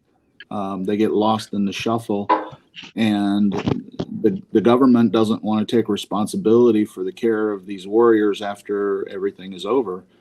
And it's for the purpose of cost, but that's the wrong answer. You're exactly right. Yeah. We as warriors go and face an enemy, and basically the one who is the most violent is going to be the victor. And you have to do some terrible things. And sometimes I live a miserable existence. I suffer from PTSD, trauma disorder, and panic disorder. And I vomit probably several times a week, uncontrollably, with my panic attacks. And I think that when you exclude people who participated in these events, whether you're a National Guard doing cleanup, and picking up dead bodies or parts of dead bodies, or dealing with the environmental pollution and the stress of that whole situation that nobody was ready for. I think the government has to step up and just say, hey, look, we're going to take care of everybody who put put their hand up and took a step forward and participated in protecting the lifestyles that we would like to live. Tim, I also were Could you I? gonna? I'm sorry, Tim. Were you gonna say something? Yeah, I think And one then of we'll the go big, back to you, Glenn. so one of the biggest challenges is the language and the understanding. So, I obviously interact a lot with civilians, and they don't understand the 22. They don't understand the anxieties and the stuff that, we're kind of dancing around. At the end of the day, I do a comparison. I say it's like being on a football team. So when you're on the football team, the place you want to be is on the field. You want to be playing. You want to be one of the 12. You want to be on the play. And when things are going on that are important to you, a fumble or an interception, or we're winning, we're losing. If you're on the sideline, you want to be in the game. And that right there is where the anxiety comes from. Now, a lot of people, the vast majority of people, are the fans. They're watching the game. They have no vested interest other than their team and whatever may be a gambling bet, so to speak. But being on the field is where it's important. And I think that's where we fail each other, and the system fails us, because we don't recognize the anxiety of being on the sideline, being a team member. Every one of us has been drilled into participating in fighting the fight, whether that's on the front line, whether that's supporting the shit in the rear. You're a cog in a big machine. And if you're not part of that cog, you feel helpless. And right there is the crucible of PTSD, is that you feel overwhelmingly helpless. And so you want to get involved. And so what happens is you get caught up in this vapor lock of emotions where you want to belong. You can't, you're held back. You're either not on the team right now, you're back in the rear with the gear, you're civilian now or whatever. And that, I think, is where it's not managed well. And that, I think, is the triggering point for why we have 22 a day. That's exactly right. Absolutely. Could I add something? Exactly. Could I add on to something? Thank you, Tim. With a 22, and Tim, you hit it on the money. Right now, I work because I can't divulge a lot. The job that I have now, the civilians don't get it. Now they're living in this bubble back again. That nothing's going to happen. They only say, it's going to stay over there.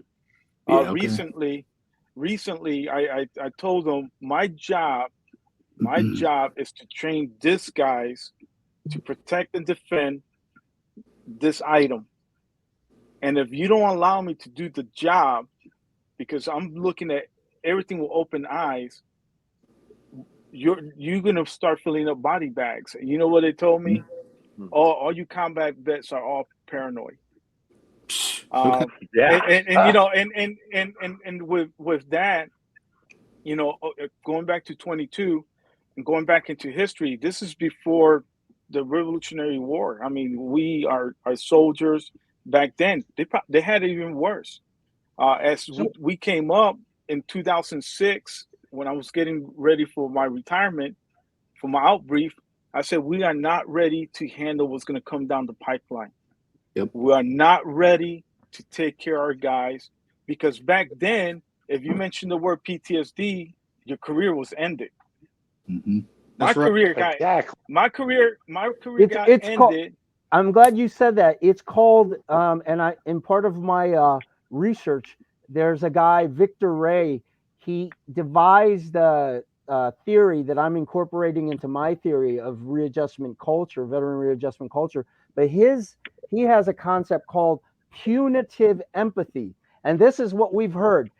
Oh, go to mental health, go to the chaplain. You're going to get support. Oh, go and see this person. You're going to get support. The old man, the old woman, the commander is going to give you all the support needed. But at the same time, it's almost a false sense of empathy. If anything, when you go out for help, your peers look at you differently. The command looks at you differently. It's an empty type of empathy. So I'm glad that you mentioned it, Angel, because that's what's still happening, even like what you said, and that's something that we have to still deal with in the military. And one thing that gets me peeved a lot, and Tim, going back to you with the National Guard, I deal with the civilians hierarchy, because we got a lot of National Guardsmen that serve in Afghanistan and Iraq. So, you know, and me as the part of that leadership, when I see them struggling, I reach out to them immediately because I know I've been there. I'm there practically every day. So you know what they say, and it just pisses one. I got in trouble with the director. I said, look, they said, oh, they were National Guard. I said, are you freaking kidding me? Those guys paid their dues just like every single one of us. Mm-hmm. All of us went to the same fight. We paid our dues. They suffer as much. As a matter of fact, they even got screwed over even more because they National Guard, and that's a fact. I totally agree with that. And that's something Without a doubt.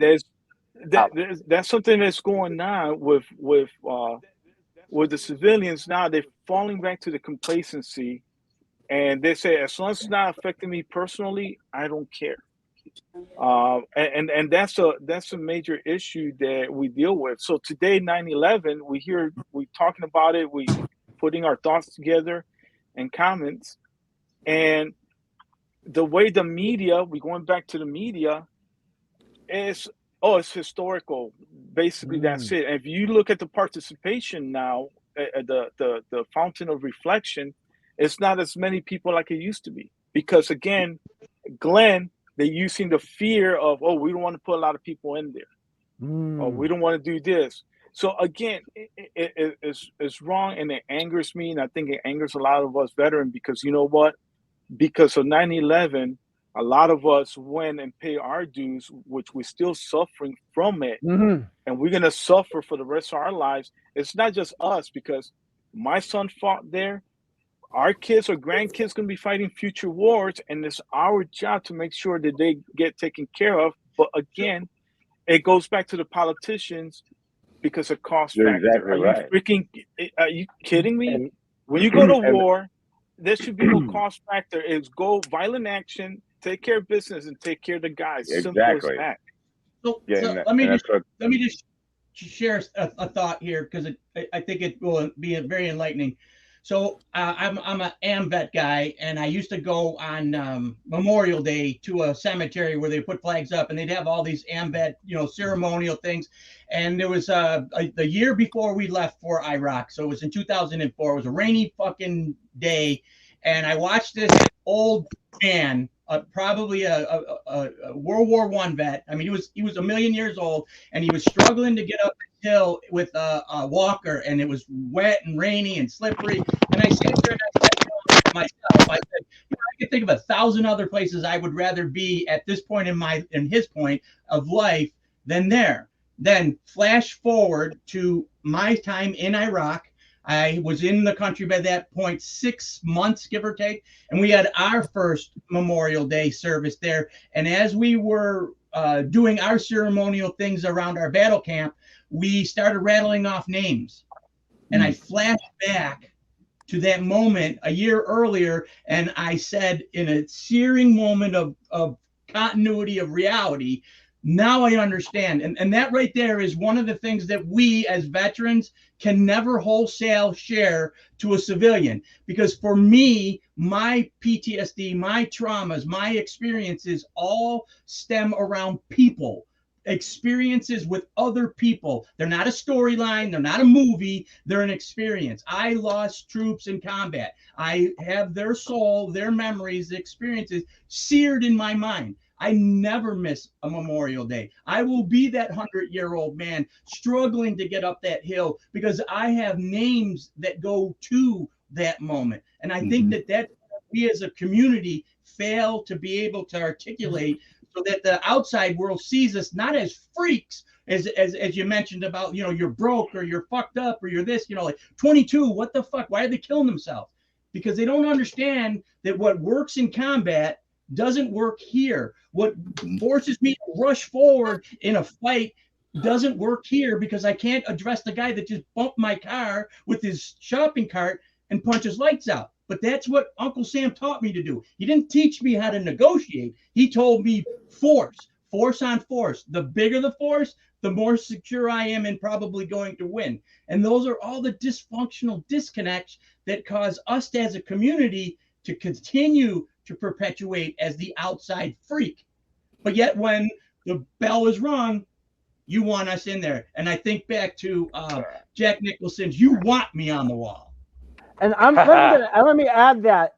Let me add to that. Back in April, I was talking about at University of North Texas to their medical school about this concept that I have regarding readjustment culture, and it's more looking at, just like what Tim said. It's not like this story, right? It's not like going to the VA, right? You go to the VA and they ask you, what was the critical event? What was they, I mean, I spent all this time, as a practitioner, I'd always ask, how did you get along with your first sergeant? Because that's gonna make a big difference. How was, like what Tim said, it's about relationships. How did you get along with the guy next to you? What was that like? And those are the type of things that treatment facilities, the media, they don't want to get that. They don't want to understand. I was connected, to my sister, even though I wasn't there with her while she was on her deployment. She wasn't connected to me on my deployment. That has a serious divide there. But the media and all the books, the movies, they don't want to capture these interpersonal, intersubjective relationships that Tim beautifully mentioned. Go ahead. Yeah, but also I think it's important to put out there. I'm sorry, I hate to interrupt. It's like excuse me. Also, the VA at the time I discharged in '93, the VA basically wanted to give you a bag full of pills once a month, and that was it. After the first couple of times I went there, I was like, you know what? Screw this. I could self-medicate myself, I could picture civilians who are survivors of 9/11 to a certain extent. We share in that reality with them, in the sense that they've been forgotten, by and large, and they've been given their bags of medicine, and they've been told to go away. I've heard different things, as far as their treatment, same thing. and it's a horrible thing. And so we're talking about this from one perspective, but we're connected. But we're diminishing the impact that it had on the individual, because we don't want to recognize that impact that it had on the entirety of American culture and Western culture. I mean, like Moscow to Beijing, like literally had commemorative ceremonies, like condemning and pledging support, and an outpouring of thoughts and prayers and whatnot to the Western community because of September 11th. It's like, and as veterans, it's like I mean, we're gonna circle back a long way. It's like, but keeping that international outrage, it is like in the back of our head when we think about these things. It's like all of these veterans and all of these military people and all these people that joined the military after September 11th, it's like we genuinely thought we were fighting the good fight. And I do believe that we truly are. It's like there's nothing more threatening to human consciousness and expansion of it than indiscriminate violence based on such primitive ideologies. It's like, and that's not an insult to Islam, that's an insult to violence, because there's a difference. And I think we all know that, and everybody's watching this is going to know that there's a difference. It's like, and so it's like, that being said, it's like when 22 veterans kill themselves a day, or 17 veterans, or who the fuck knows, who cares? It's like, if one veteran a day is killing themselves, it's too much. It's too many, exactly. Yeah. Let's hear from John. At the end of the day, I was just going to say, it's like if we're not going to provide a fixed solution, it's like, and a fixed objective, Is like these veterans are going to continue to feel helpless. They're going to continue to react in that way. There's like, this is an affront to my ability to be an individual. It's like, and where it is on a global scale, because we're in a global war on terror. It's like, we have to recognize that. Yeah. It's like, and then we have to go to that end where it's like, we can eliminate that threat. It's like, and we're not taking that extent. It's like, and so many veterans aren't able to see the end to that. So of course, why wouldn't they want to? Right. And continue on with suffering? No. Yes. John, you and I, we've been caught up with a lot of like spiritual discovery, during our military service and post-military service. I was just wondering, when you think of 9/11, what, as far as like on a spiritual level, how do you reconcile some of that, as far as if someone's struggling spiritually to deal with some of this, what are just some of some things, some reflections you have tied to that? All right, thanks, Mike. I appreciate it. And to the panel, I've been listening very tentatively to each and every one of your thoughts, and I appreciate you sharing. And it's really got me to thinking regard to this 9/11, and it always goes back to the beginning. We have to identify what is war. Okay, war essentially is, in fact, a breakdown in civilization. And I'm paraphrasing. A war is, in fact, a breakdown in civilization. I've heard a couple of panel members mention about Islam and Christianity and religion and alignment of it all. But myself, personally, I am an Islam. I have gone through all the various religions, Christianity, Islam, and beyond that. And understanding war and the profound impact is being felt and vibrating 21 freaking years later. Mm-hmm. And we're all suffering, and that suffering will not stop. Why is that? Because again, war is in fact a breakdown in civilization, where one group points to another group because of the cause and the effect. But yet we're all members of humanity. We're all here on planet Earth. And yet we still can't find that equal ground to get along.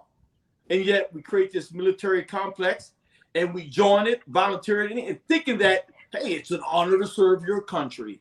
Well, hey, but the disclaimer is in fine print. You didn't read at the very small line at the very bottom that, hey, bro, prolonged exposure to combat is probably going to change your brain cells, your DNA, and everything. Not in a good way. Yeah. And we come back here thinking that we're going to be normal. Hey, think again, brothers and sisters. That's right. You're never going to be normal again. When you break it and you try to put it together with some of that super glue, yeah, you can probably get it to hold together, but it's still broken. Yeah. It's not going to stay together. Yes. You fix it by what? As warfighting practitioners, this is what I have done. I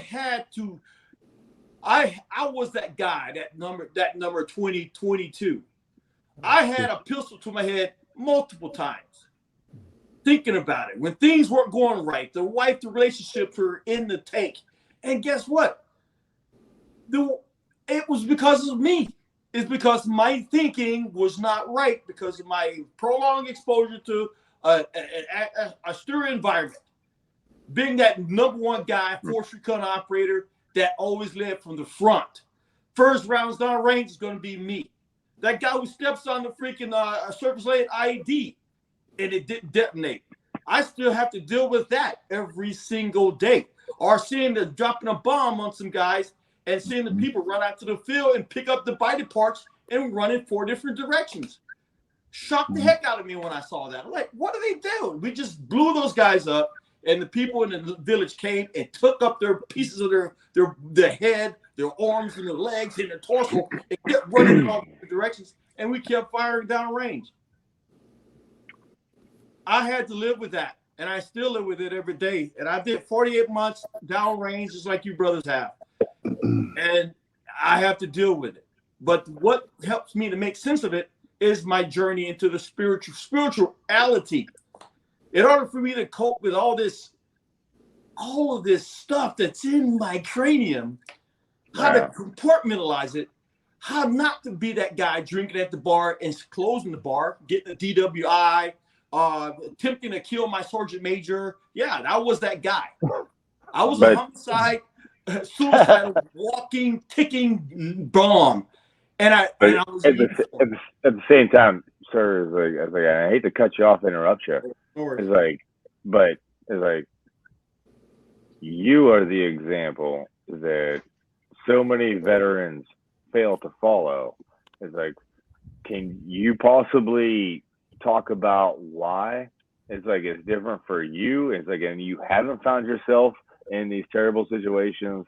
It's like, and because of what, like, is your career as in Force Recon is like taught you is like as far as being a teammate is like, and how that translates to your behavior as a civilian and interaction with the real world, as it were, as being the recon operator. It was the tip of, like, literally the tip of the spear. Yes. Without a doubt. Yeah. But how does so I saw, I knew, much like John, I knew a guy, one of my patients, I won't mention his name, Vietnam guy, but he was part of MACV-SOG, which is the elite Army Special Forces, the guys who created Delta Force, but in Vietnam. This guy,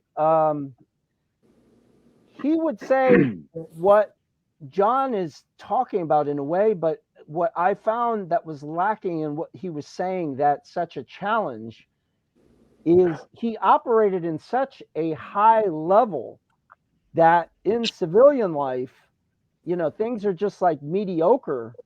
And we all find that, in life, you don't have to be, absolutely. You don't have to be in a certain unit to have that. But that seems to also break us down as a community and as members. And can people say something about that? And also, I also want to say that all of us here, the one reason why I brought you guys, and I've been there too. My sister, I'm starting to be more open about it. But my sister was the one that basically said, if you don't seek help, I'm going to tell your bosses at the VA, because she had to be a part of a suicide attempt that I was able to, thank God, transcend. But I guess I want to hear from you guys, as far as you guys have gotten to a place where we know we're some broke dicks, but at the same time, at the same time, we keep on going. You know what I mean? We're still following that patrol order. Yeah. And Mike, I'm gonna say this: hearing you guys and John, I was ashamed until recently, and John, thank you, because it doesn't make you less of a man to admit I almost bit the bullet a couple of times too. I went to that path of self-destruction because trying to deal, and the thing is, and I told you this before, Mike, my whole adult life I've been fighting war since Desert Storm. And people say, well, what the fuck, you was Navy. Well, guess what? We did a lot of our share of things out there, and being attached to a SEAL unit, which I see my share of things, and and I struggle daily. And the reason why I didn't take that path, because I have younger guys that were under me, and I lost in the past 5 years. Every year is about 3 or 4 of them, aged in the 30s, eating the barrel. So I told myself I'm a warrior, and as a warrior, that'd be if I do something like that, it'll be almost like a badge of shame for me and my name and my family. And the spiritual stuff, I'm not religious, but lately I've been tuning myself in where I say, you know what, I need more spiritual guidance and stuff like that. It's not a magic pill, because I've been in the VA where they gave me enough pills where I wasn't even functioning as a person, Yep. you know? And what Exactly. it did is it exacerbated more my PTSD. And now what I do is I try to be the leader for a lot of the vets that I know. And I tell them, hey, you don't want to do that. I've been there. I drank a fifth of Bacardi every day for almost 6 months before they told me, hey, you keep it up, your liver's going to blow up. And I had to get a rude awakening.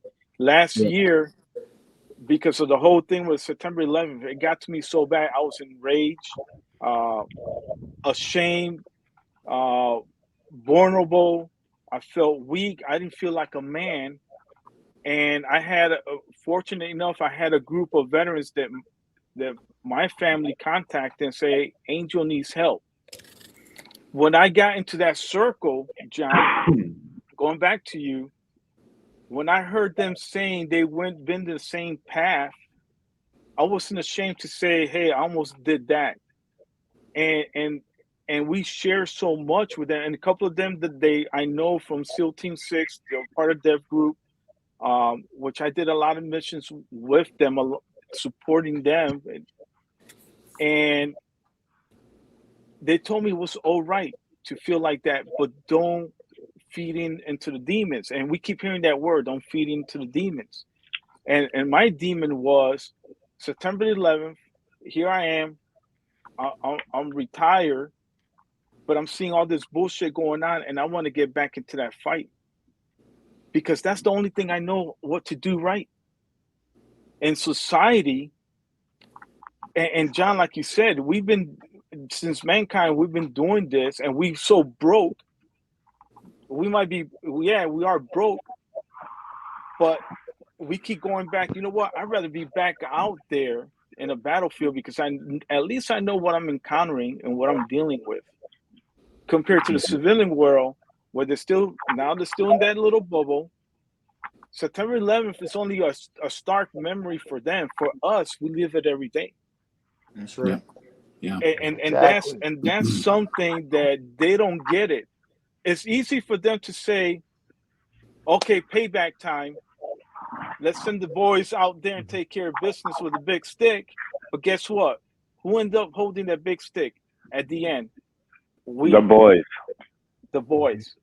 And that's right. And that's why I kind of resent civilians to a certain point, where all my circle of friends, Rudy Reyes is we have conversations with him, Ray, a lot of combat vets, and it's hard. And for me I went to the memorial service last year for one of my dog handlers from Extortion 17.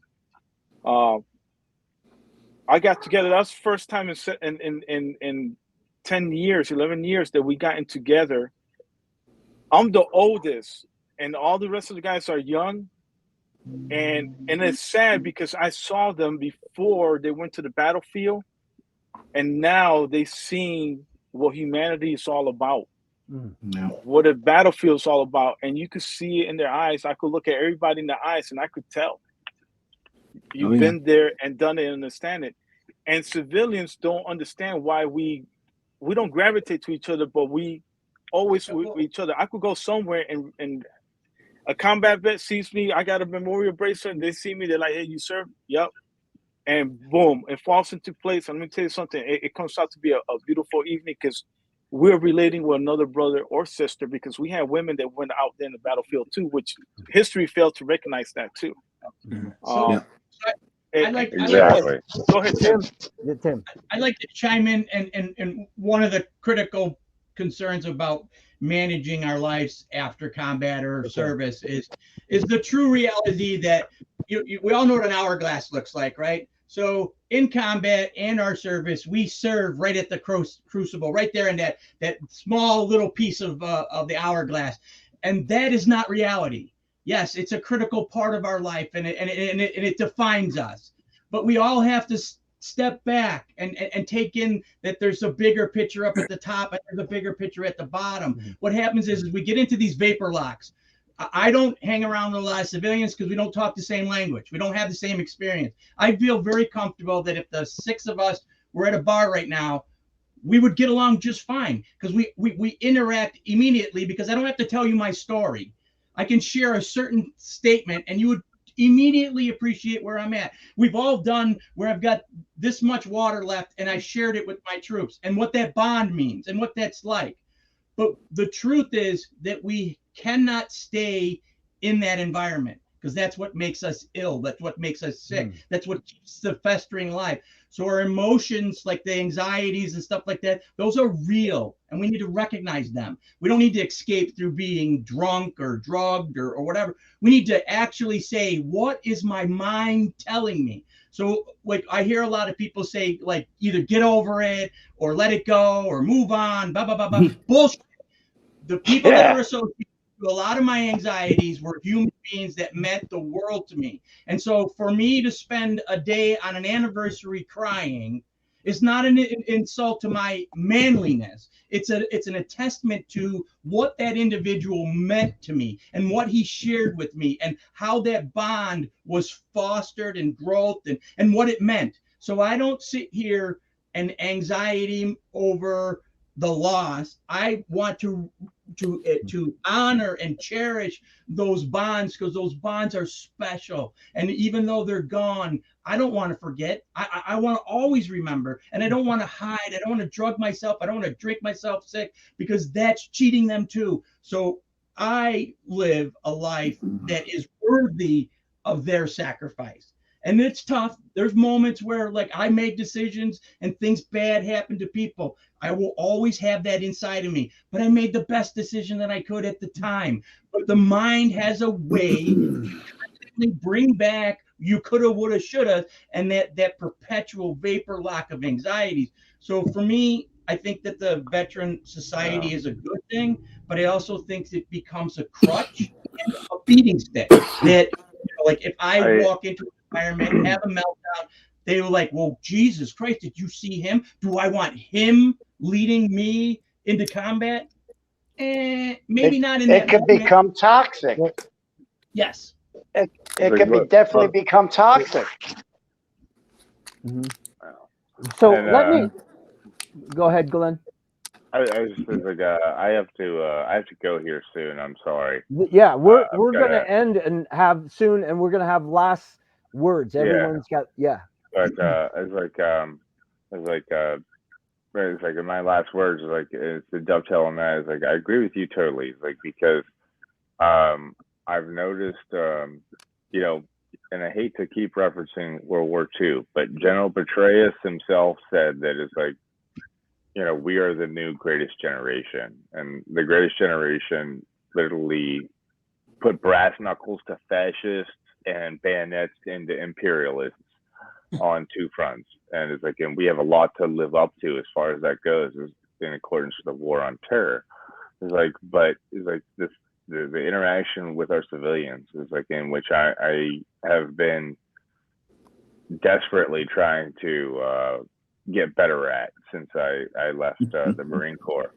It's like, the biggest thing is, it's like, the Marines, I'm sorry, not the Marines, the military in and of itself has absolved itself of these creature comforts and conveniences.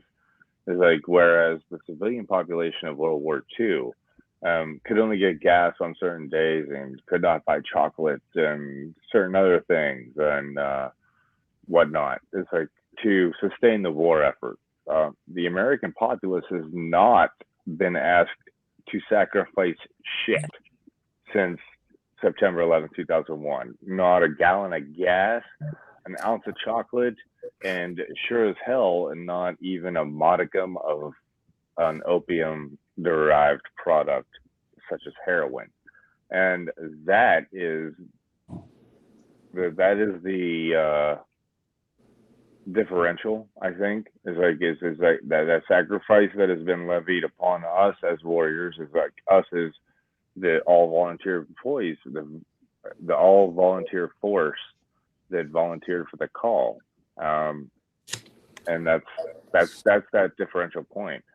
It's like, and I don't want my fellow citizens to have to suffer or endure, and that's the point of why we volunteered. And it's like, and if we stop volunteering and we stop extending that effort to make our fellow citizens' lives slightly more comfortable, like, then the war on terror is truly lost.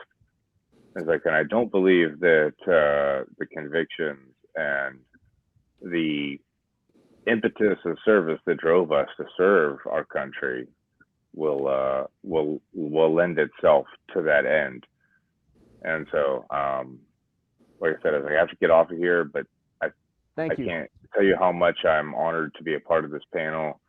You guys are phenomenal Americans, and I truly have a meager military experience and a complicated political experience, but it's you guys that inspire me to keep pushing harder, and the same reason that I bombed the Recon Indoc twice and didn't get selected on the third time. It's like, but this has been very refreshing for me, and I told Mike previously, I was like, I've been talking to a lot of firefighters from the DC area. I'm in Northern Virginia at the moment, and you know, it's like, this is so much. This day has so much gravity for them as well as it does for us. It's like, and only one of these people had served in the military prior to September 11th. And then when it happened, it's like, you know, there was a difference in the conversation. It's like there's a difference in the description. That's like from what the veterans said and what the civilians said, regardless of the fact that they were both responded, or that they all responded to the Pentagon on the same squad. And that's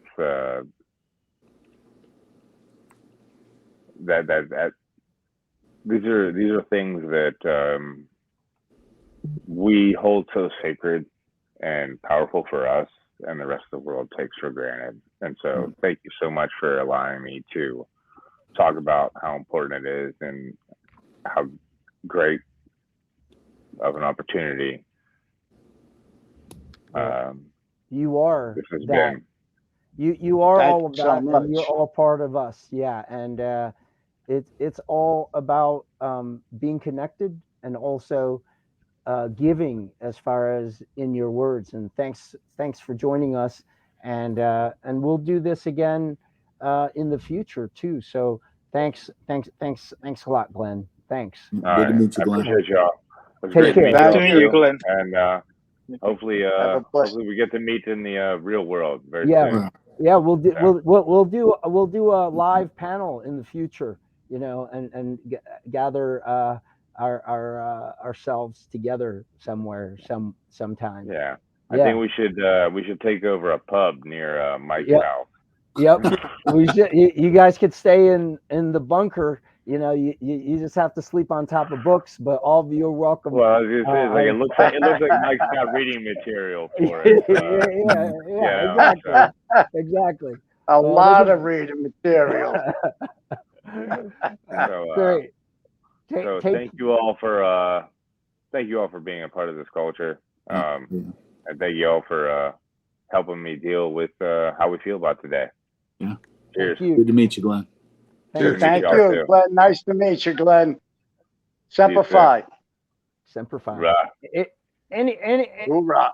some last words from folks? I just think. Well, me. Go ahead. Go ahead. I was just going to Well, say. me, Mike.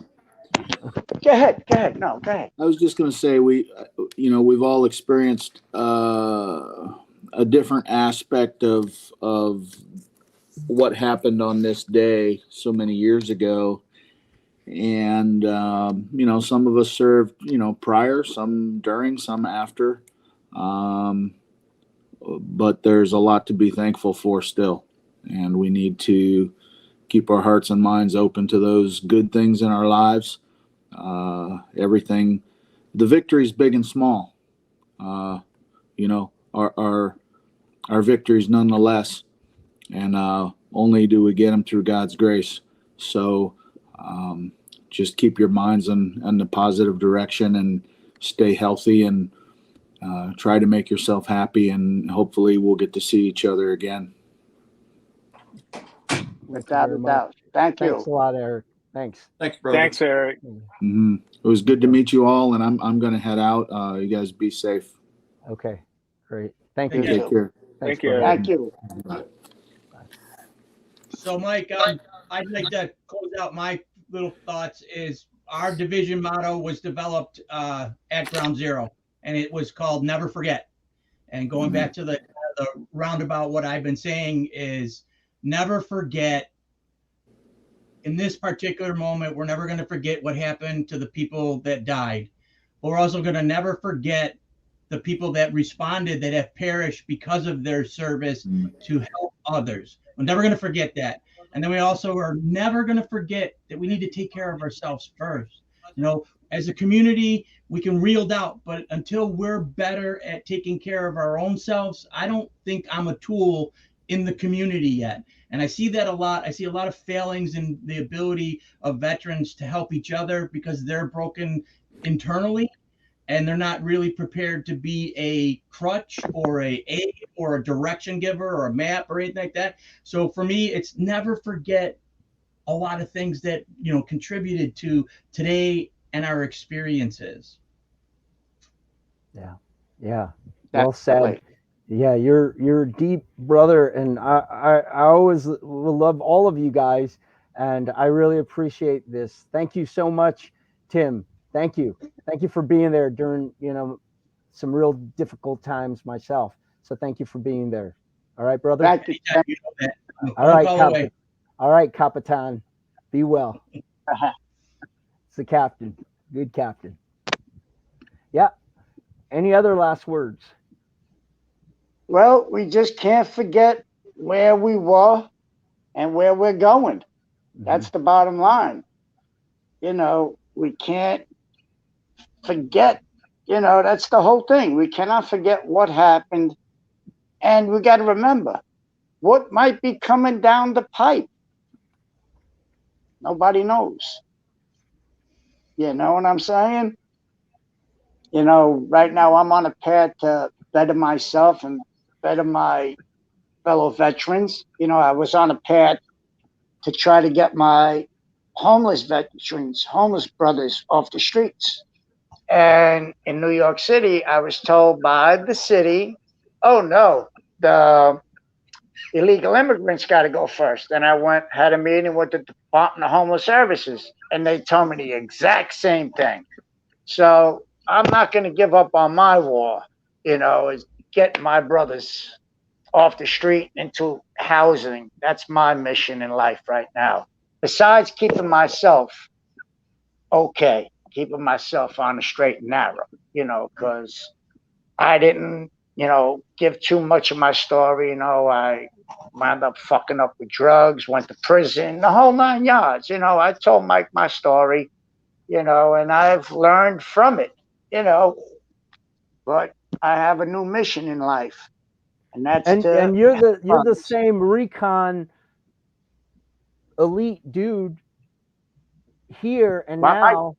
You're still the same guy, the same elite guy.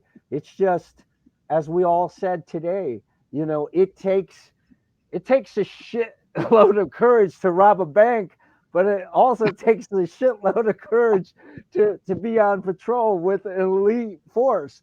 But the thing about it is you ended up where you're at now because of That's those right. experiences, and you're still fighting, and you're one of my dear people. And if you weren't so dear to me, I wouldn't have you on here.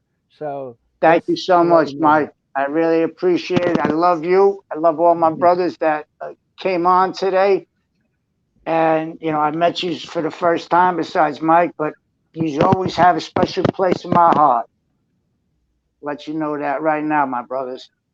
Thank you. Thanks a lot. Any other last words? Anytime. Well, I'm. Go ahead, John. Go ahead.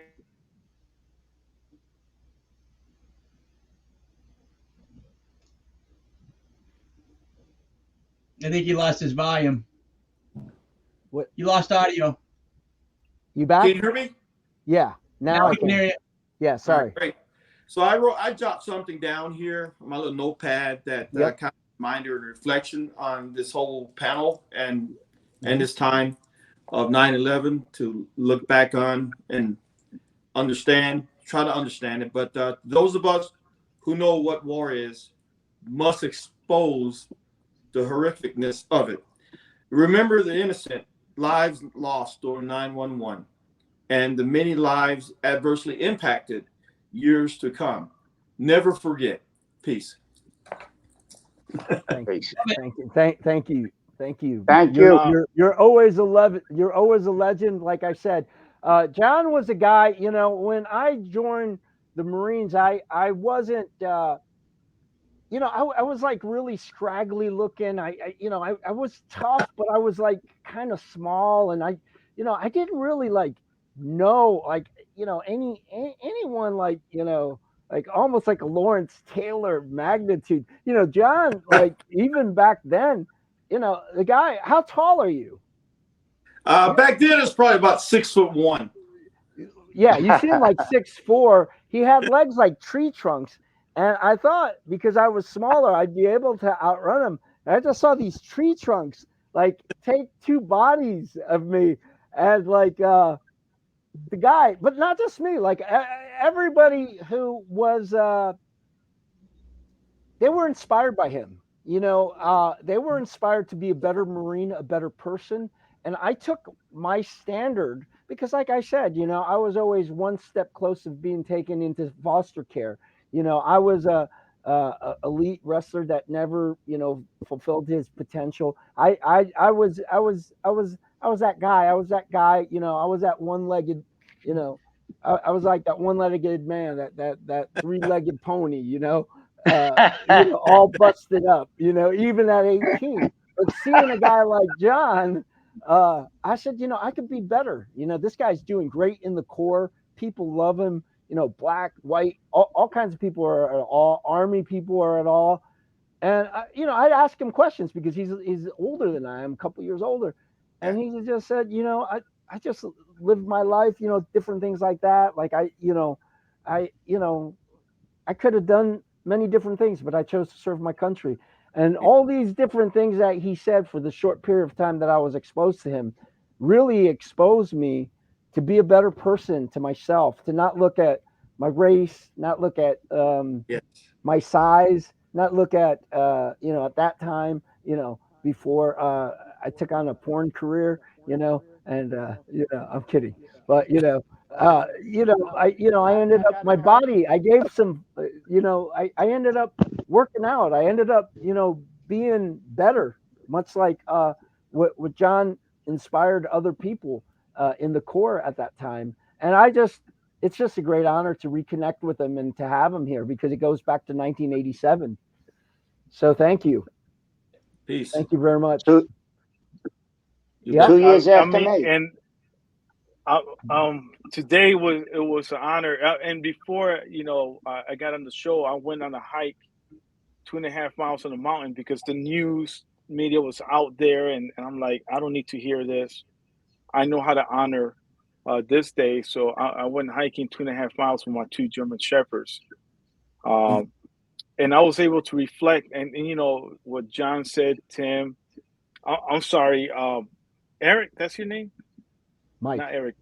Mike. Mhm. Um, you know, hearing everybody, we Oh yeah, dealt Eric with too.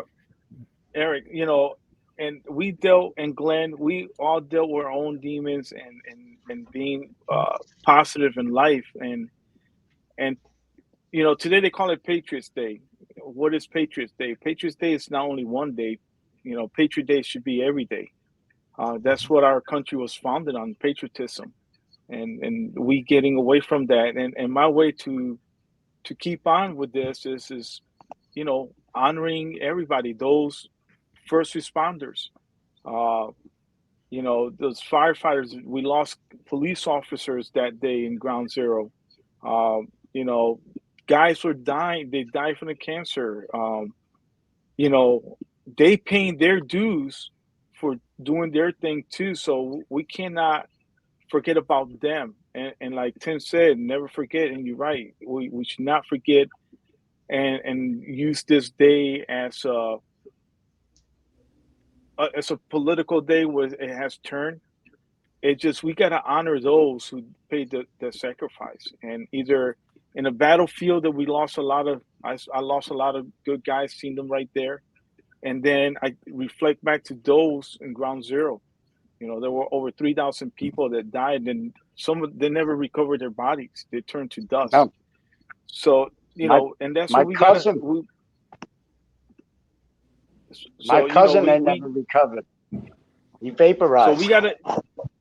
So you know, and I tell you what, and there's a little secret in here that a lot of you guys probably don't know. The new World Trade Center, before they finished construction, I was privileged enough to go up there and put my name on the beam, on the steel beam with my guys.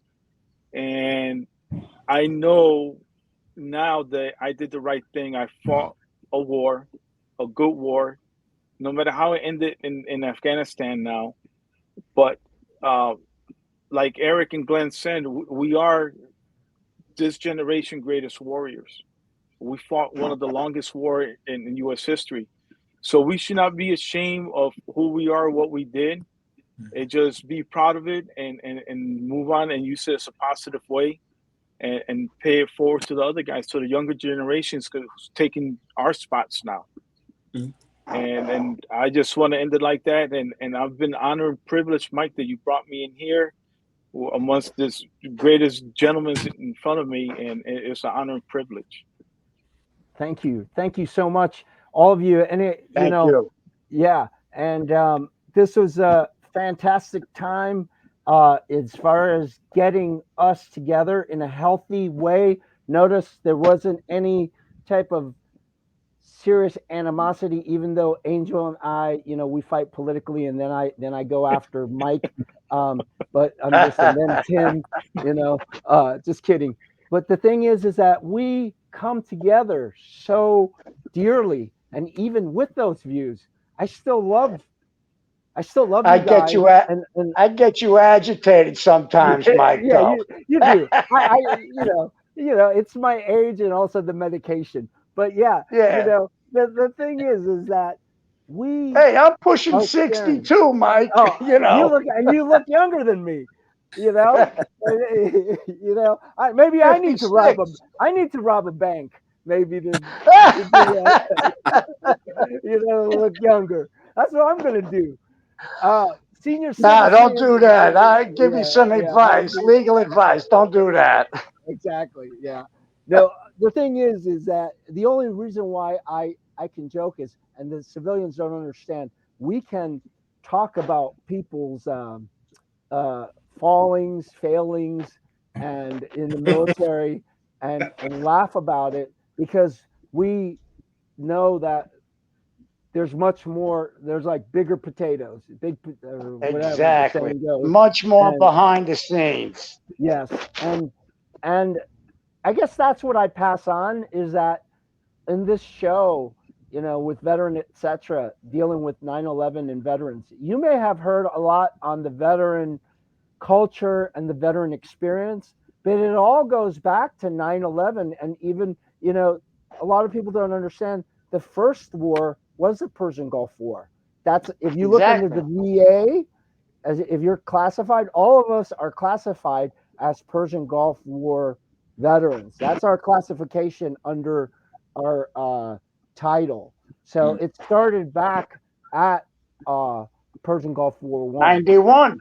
Actually, know, 90, September of 90, I was Yeah. there in Yeah. country, September of 90, and I Yeah. left on my and it birthday, goes July all the way 15th. through. Yeah, and it goes all the way through, you know. And Hmm. I want civilians and veterans listening to the show. It's not, you know, something that we're talking about to just have this camaraderie, Glorify. get together and glorify Yeah. situation. No, it's There's not none that. of that. It's remembering, but it's also putting everything into context, because our lives are also lived experiences that are important in regards to this country and to the human conditions, so that we can prevent some of our human errors. And so that's why I would challenge, you know, especially my liberal and progressive friends, to not have a limited view on a lot of these discussions, but to open up and see that, you know, our journeys, pain is pain, whatever political, religious, whatever party you're a part of, group, but pain is pain. And today we've been able, starting from the 9/11 victims and survivors to those who were dragged into who we willingly were dragged into this tragedy for many years on end and still going. And at the same time, we do it still with an open heart. And so that's how I end for today. And I will try to have this sent to all of you, so you'll be able to send this out to other people to educate them on our experience as veterans looking at 9/11. Thank you. Thank you, Mike. Sounds great. Take care, Have guys. a great day. Tim, Thank Captain, you. did I get you? Did I get you? Did you have a last word? Tim. Captain. Yeah, I did my. I never forget. Okay, got it. I'm just messing with you. All right. God bless. God Keep me on bless my you. toes. Yeah, All right. I Talk to you have soon. to. Thank you. Take care. Take care. Thanks, Mike. Take care, everybody. Thank you.